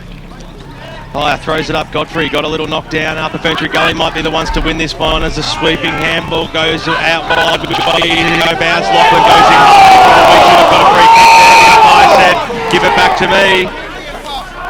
So it was certainly looked a touch high, but umpire was on the wrong side of play, and it's always controversial to pay 50-50 free kicks in the last moments as the ball comes out. It's quickly picked up by Riddle. It kicked up towards the half-forward line. Good pissed away there by Pete. What a fantastic to keep the ball alive. Still about centre-half forward for Ringwood. Umpire will bounce it once again. Heathmont have kept their final hopes alive. 14-13-97 defeated South Belgrave 12-6-78. Good win there by the Jets.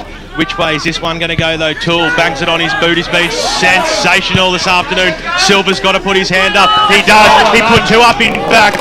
Banged it on his boot up towards half forward. Carroll's going to be the player to come out for this one. Oh, getting a very important hand on it at the last moment was Tim Burmeister. He's 55 metres out from the Upper FERNTREE Gully goals. We have 1 minute left in this game.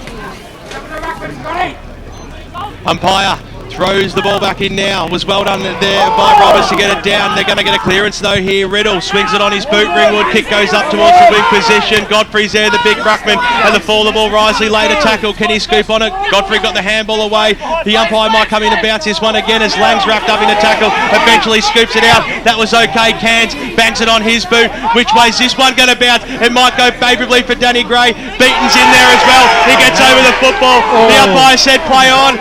Stacks on the mill and will have a bounce. Put the whistle away. Yeah, I reckon Upper Gully should have got a free kick there for holding. Just inside the centre square, forward for Ringwood. Under a minute to go. They need a clearance somewhere. Oh, it was a high tackle surely there on Beaton. The umpire said play on. Risey ran over the football. It was picked up there nicely by McDonald. Got it away. Can Upper FERNTREE Gully just get boot to ball? You've got to kick it. They do now. Toole backs it on his boot up towards the half forward line. Bouncing football. Tim Burmeister though, he's good. He's calm and he gets a short pass onto King. He wants to keep the ball moving. There's not going to be any time left. We might see a draw out here today at Kings Park. On the left boot, Gray. Short passes on Risley. You've got to move the ball. You've got to kick the ball. It's a siren sounds and we have a draw. What a fantastic game it was out here today. Wow, the players out on the park. Everybody needs a big round of applause. They just don't know what to do. What does anyone know what to do? A drawn game. You don't see both sides deserve to win. Nobody deserved to lose. What a fantastic performance. You couldn't have said it any better yourself. No team deserved to lose. They're absolutely exceptional. They're forward, like they're tackling, their run, their will to put their bodies on the line. It was a fantastic game of football. One of the best for the season, I believe. Be interesting to see what Chad Rogers has to say. Geoff Manolitsa's, I reckon he's Chad Rogers rather than Mick Gall. What a cracking game. As we just wait for Geoff to try and tee up Chad Rogers. Major goal kickers. We'll go through the goal. 3, Brereton 2, Lang 2, and all singles to Gray, Cairns, David Burmeister, Brad Riddle, Kieran Hill, and Matty Carnella. Goal kickers for Upper FERNTREE Gully. Carroll with 2, Roberts with 3, Godfrey with 2, and singles to Byer, Godfrey, and Dirksen. Boundary. What a fantastic game as we cross the boundary side thanks to Akira Urgent Care. Geoff Manolitsa. Yeah, I've got Chad Rogers with me, and Chad, well, a draw, and to be honest, It's amazing effort by your guys just to hold in there and to get 2 points. Yeah, we had no rotation for half a game, and as much as disappointed about being a draw, that's amazing effort. Our guys were out their feet. Our ruckman by himself for a half a game, and he was magnificent in the end.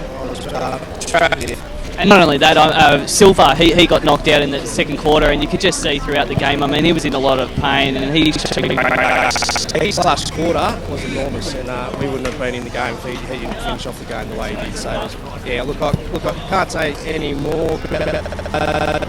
And some of your midfielders as well. Toole had a great day today, and Risley as well. Yeah, look, those guys are very good players, and they're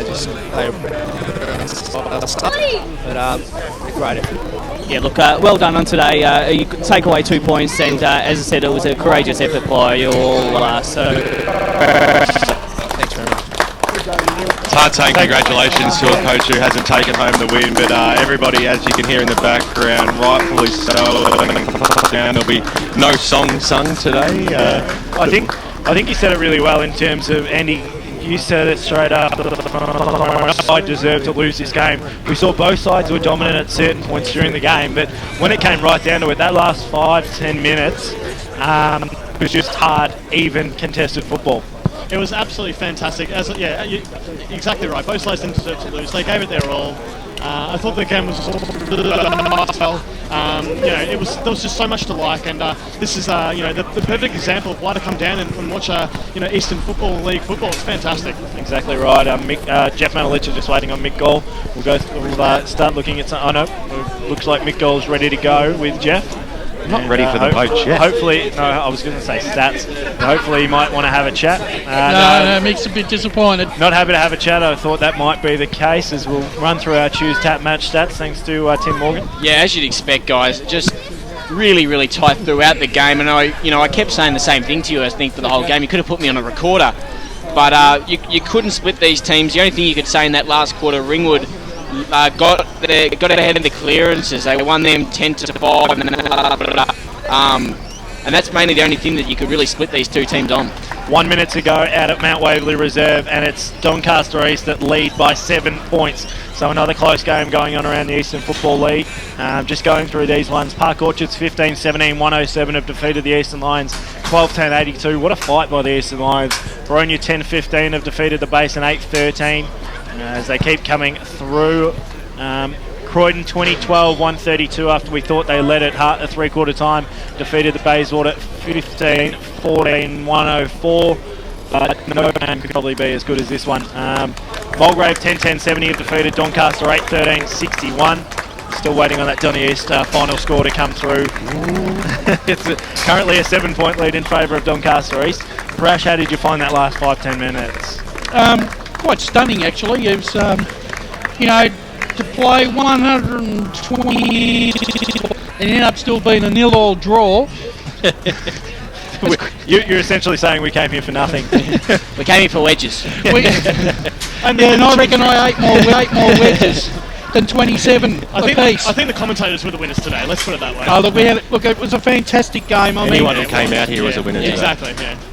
Eastern Football League was the big winner today, and the AFL are worried that their numbers are dropping off, and I can see why people are flocking back to local football because they like it just like it was in the olden days, and it's great support and it's just great viewing. Norwood 15-17, 107 defeated Blackburn 14-9, 93. Lee Williams kicking the first 3 goals of the final term to seal the game. It was never really in doubt. Norwood pretty controlling of that one right throughout the day, and I'm happy that there's no Carlton supporters here at the moment because the Lions have kicked the first 2 up at the Gabba. I'm a Carlton supporter. You do know that, Dyson. That makes it even better. Do we have a score from the Alice?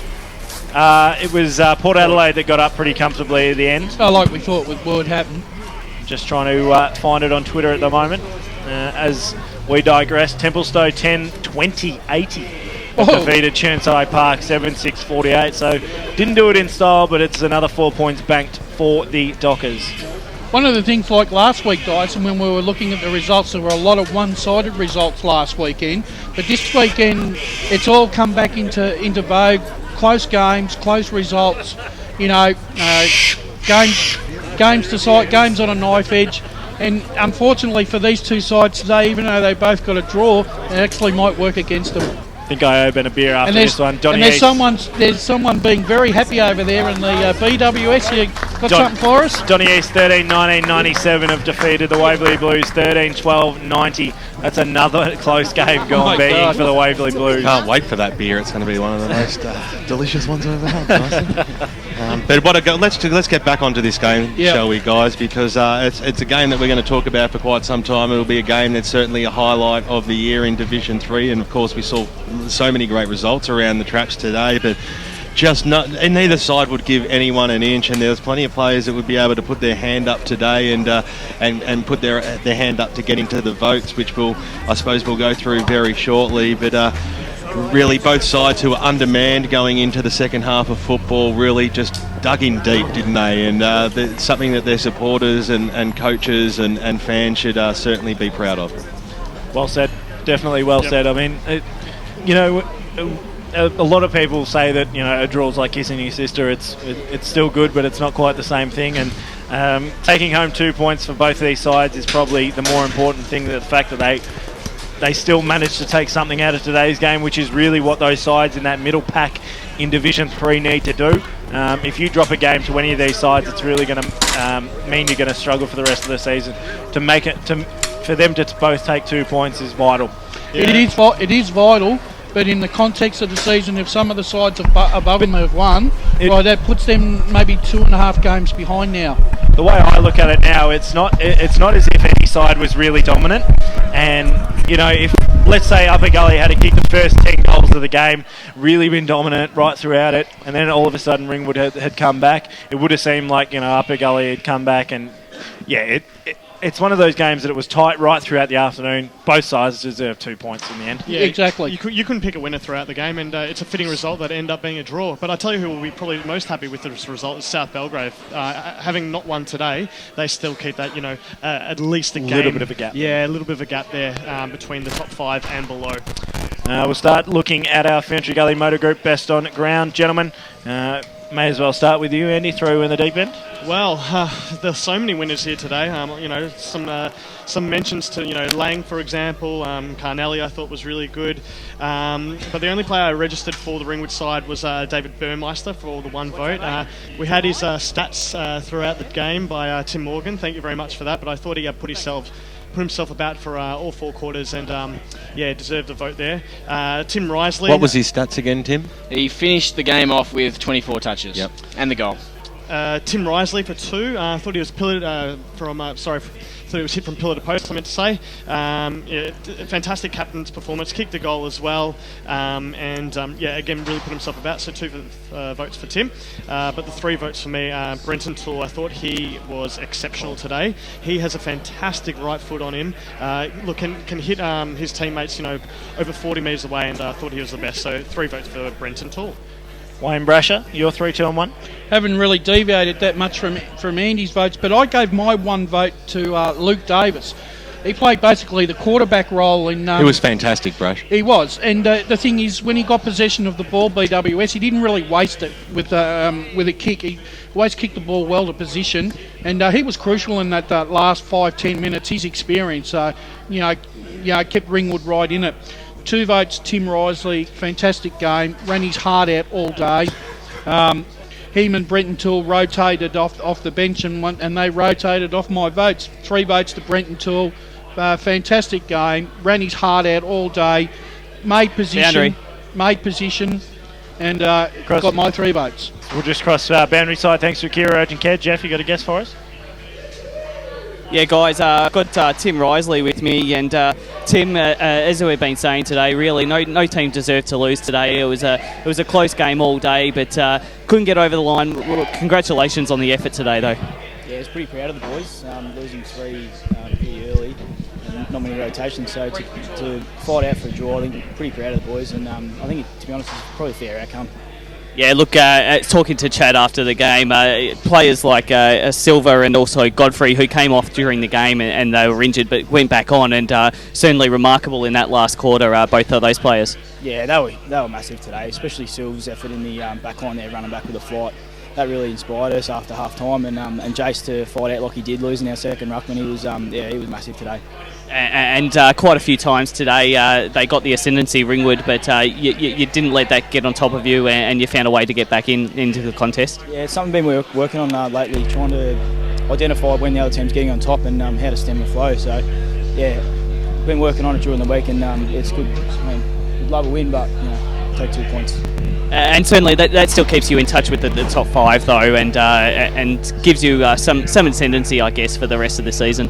Yeah, it does. Yeah, we identified this game as one we had to win, but winning last week, which no one sort of expected us, we're still in the hunt. So yeah, we'll keep working hard, and after the week we've got South Belgrade back here, so hopefully we can get 4 points here and keep in touch with the top 5. Well, congratulations on the effort today. You didn't get the 4 points, got the 2, but well done anyway, and good luck for the rest of the season. Cheers, mate. Thanks very much to Geoff Manolitsa, and thanks to Tim Risley. It's always hard after a draw to get up and chat. And you just mentioned the game in a fortnight's time up against South Belgrave out here, and isn't that going to be an absolutely cracking game?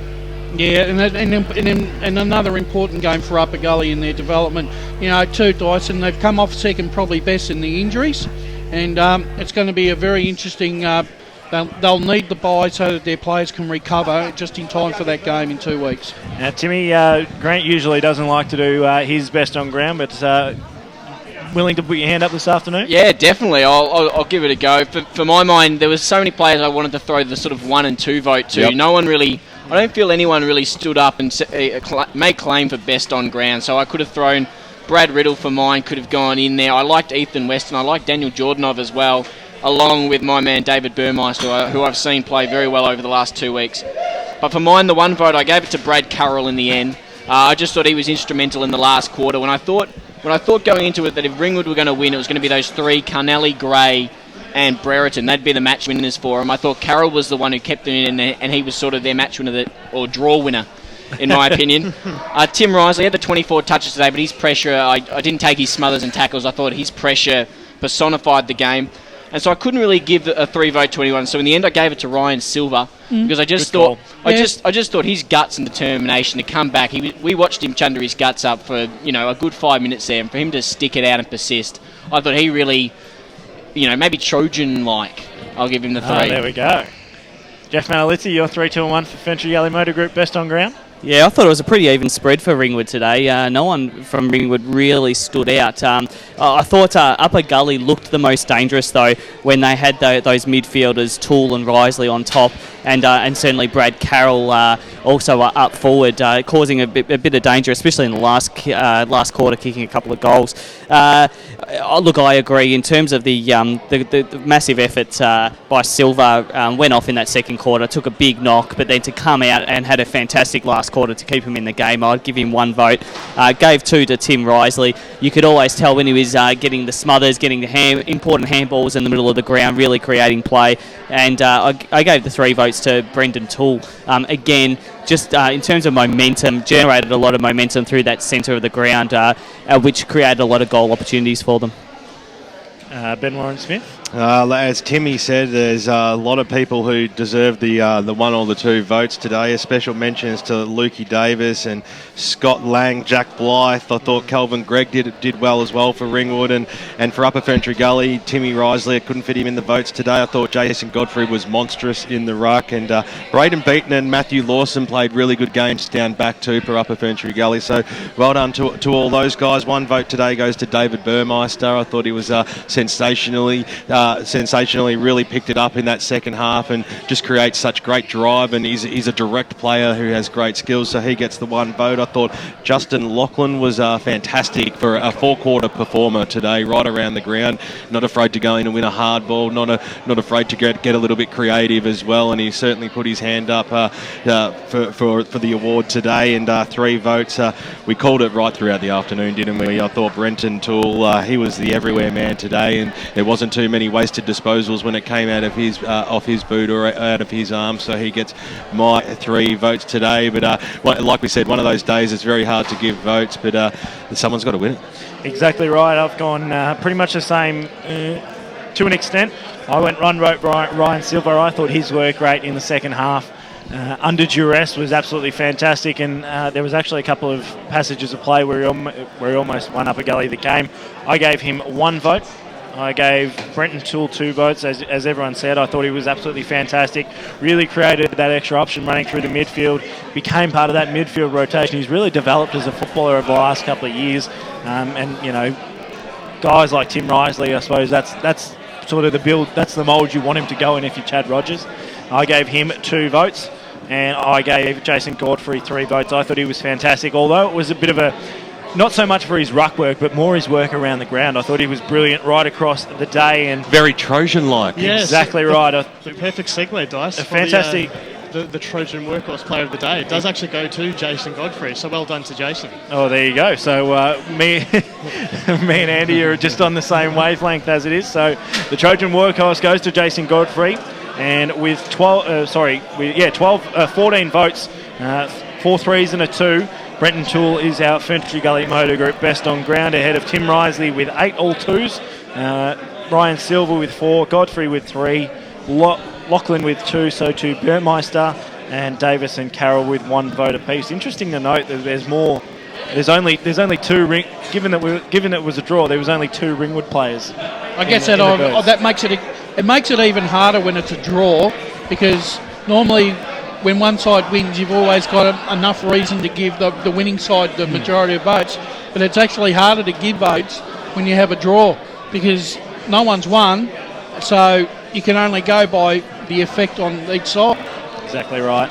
And well deserved from Brenton Toole. I thought he was fantastic. I mean, he obviously polled votes off almost everyone this afternoon, and as we said, Jason Godfrey, the Trojan Workhorse, will win himself a box full of Trojan tools. Unfortunately, it's not a toolbox full, but it's still a box full. It's an impressive looking box, though. Very workmanlike. Is it empty? So there's some sharp. No, it's full. Oh, okay. It's just not. It's just a box of tools. It's not a toolbox, as it were. Unfortunately, we had a few issues during the week with getting those boxes back, and it will be a box of tools for the rest of the year. More importantly, there are very many important scores happening around the grounds. Will Taylor has them all. He's got them all for us right now. Take it away, Wilbur. Let's get the scores out. People don't care about you talking about boxes of tools. Yeah, let's go through the scores, especially if they're empty. Division 4 action, and Park Orchards defeat Eastern Lions by 25 points this afternoon. In other results, Sylvan defeat Forest Hill by 23 points this afternoon, 13-11-89 to 9-12-66. Yep. FERNTREE Gully defeat Nuttawanning by 100 points, exactly 120-20. Surrey Park, they've won the game over Colston by 46 points, 15-13, 103 to 8-9-57. And Warrandyte by 152 points over Kilsyth, wowza. 195-43. In Division 3 today, Templestowe defeated Surrey Park by 32 points. A very inaccurate Templestowe, kicking 10-20 in that game. In other games, Wanturna South defeated Glenwave by 105 points. Heathmont 14-13-97 defeated South Belgrade 12-6-78, so 19-point win for Heathmont. Baronia by 14 points over the Basin, 10-15-75 to the Basin, 8-13-61. As we mentioned before, a great game out here because it was a draw between Upper Gully and Ringwood. In Division 2 today, it was Doncaster East 13-19-97 defeated the Waverley Blues 13-12-90, so a 7-point win for Doncaster East, and they kicked 4 goals to 2 in the last quarter. Mulgrave, they kicked 5 goals to 2 in the last quarter to beat Doncaster 10-10-70.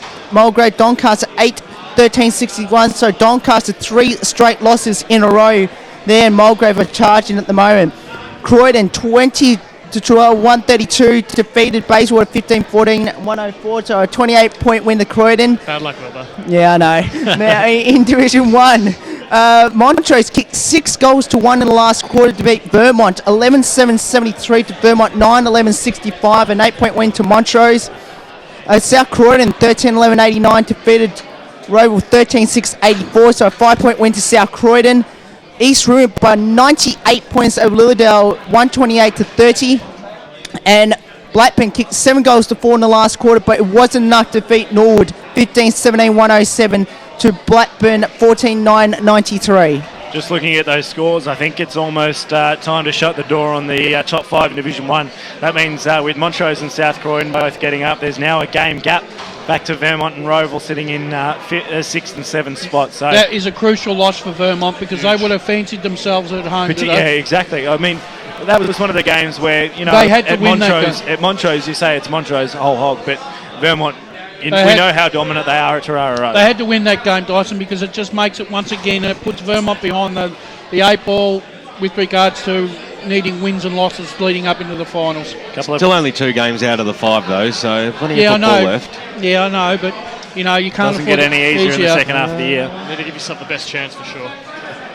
As we hit 5 o'clock, we'll start to wrap up here. Thanks to you, Tim Morgan. Fantastic on the Cheers Tap Stats bench. No worries. Thanks for having me. If there's free food, I'll be here every week. Pulled in beautifully as the sub. Our Akira Urgent Care boundary rider, Geoff Manolitsa, fantastic from you. Yeah, thanks, Dyson. Great game. A draw, you don't see that too often. And I've got to thank everyone from Upper Gully here. The football club's been fantastic with all the food that they supplied.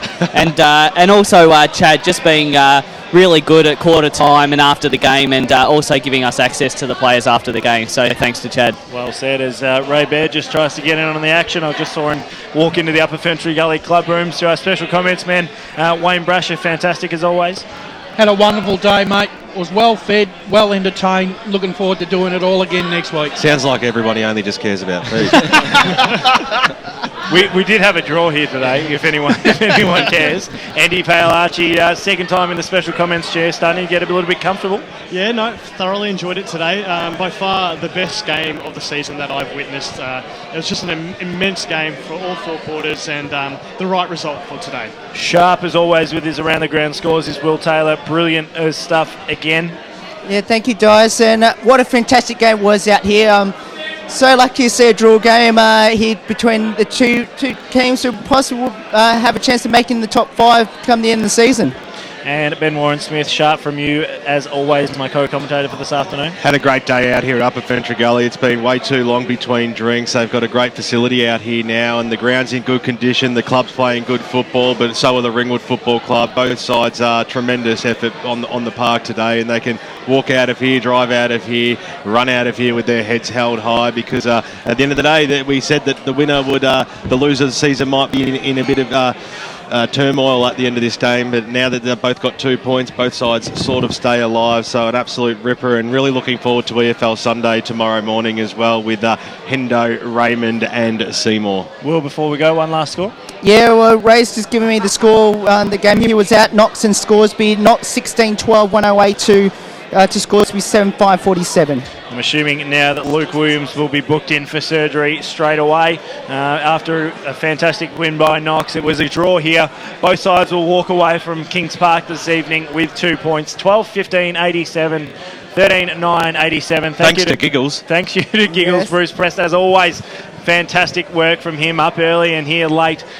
Brilliant stuff. We've been the Eastern Football League call team for today. It was a fantastic day. Couldn't have ended any better, but it doesn't stop here. The BGC Bayswater Post Match show will come up straight after us with Damian Watson, Paul Simitsidis and Brad Henderson all going into the studio. It's going to be a jam-packed BGC Bayswater Post Match show. As you just mentioned, the Kira EFL Sunday on tomorrow morning from 10 till 12. The huddle, it all starts over. Nothing ever stops in the Eastern Football League. And that's been all here on EFL Game Day.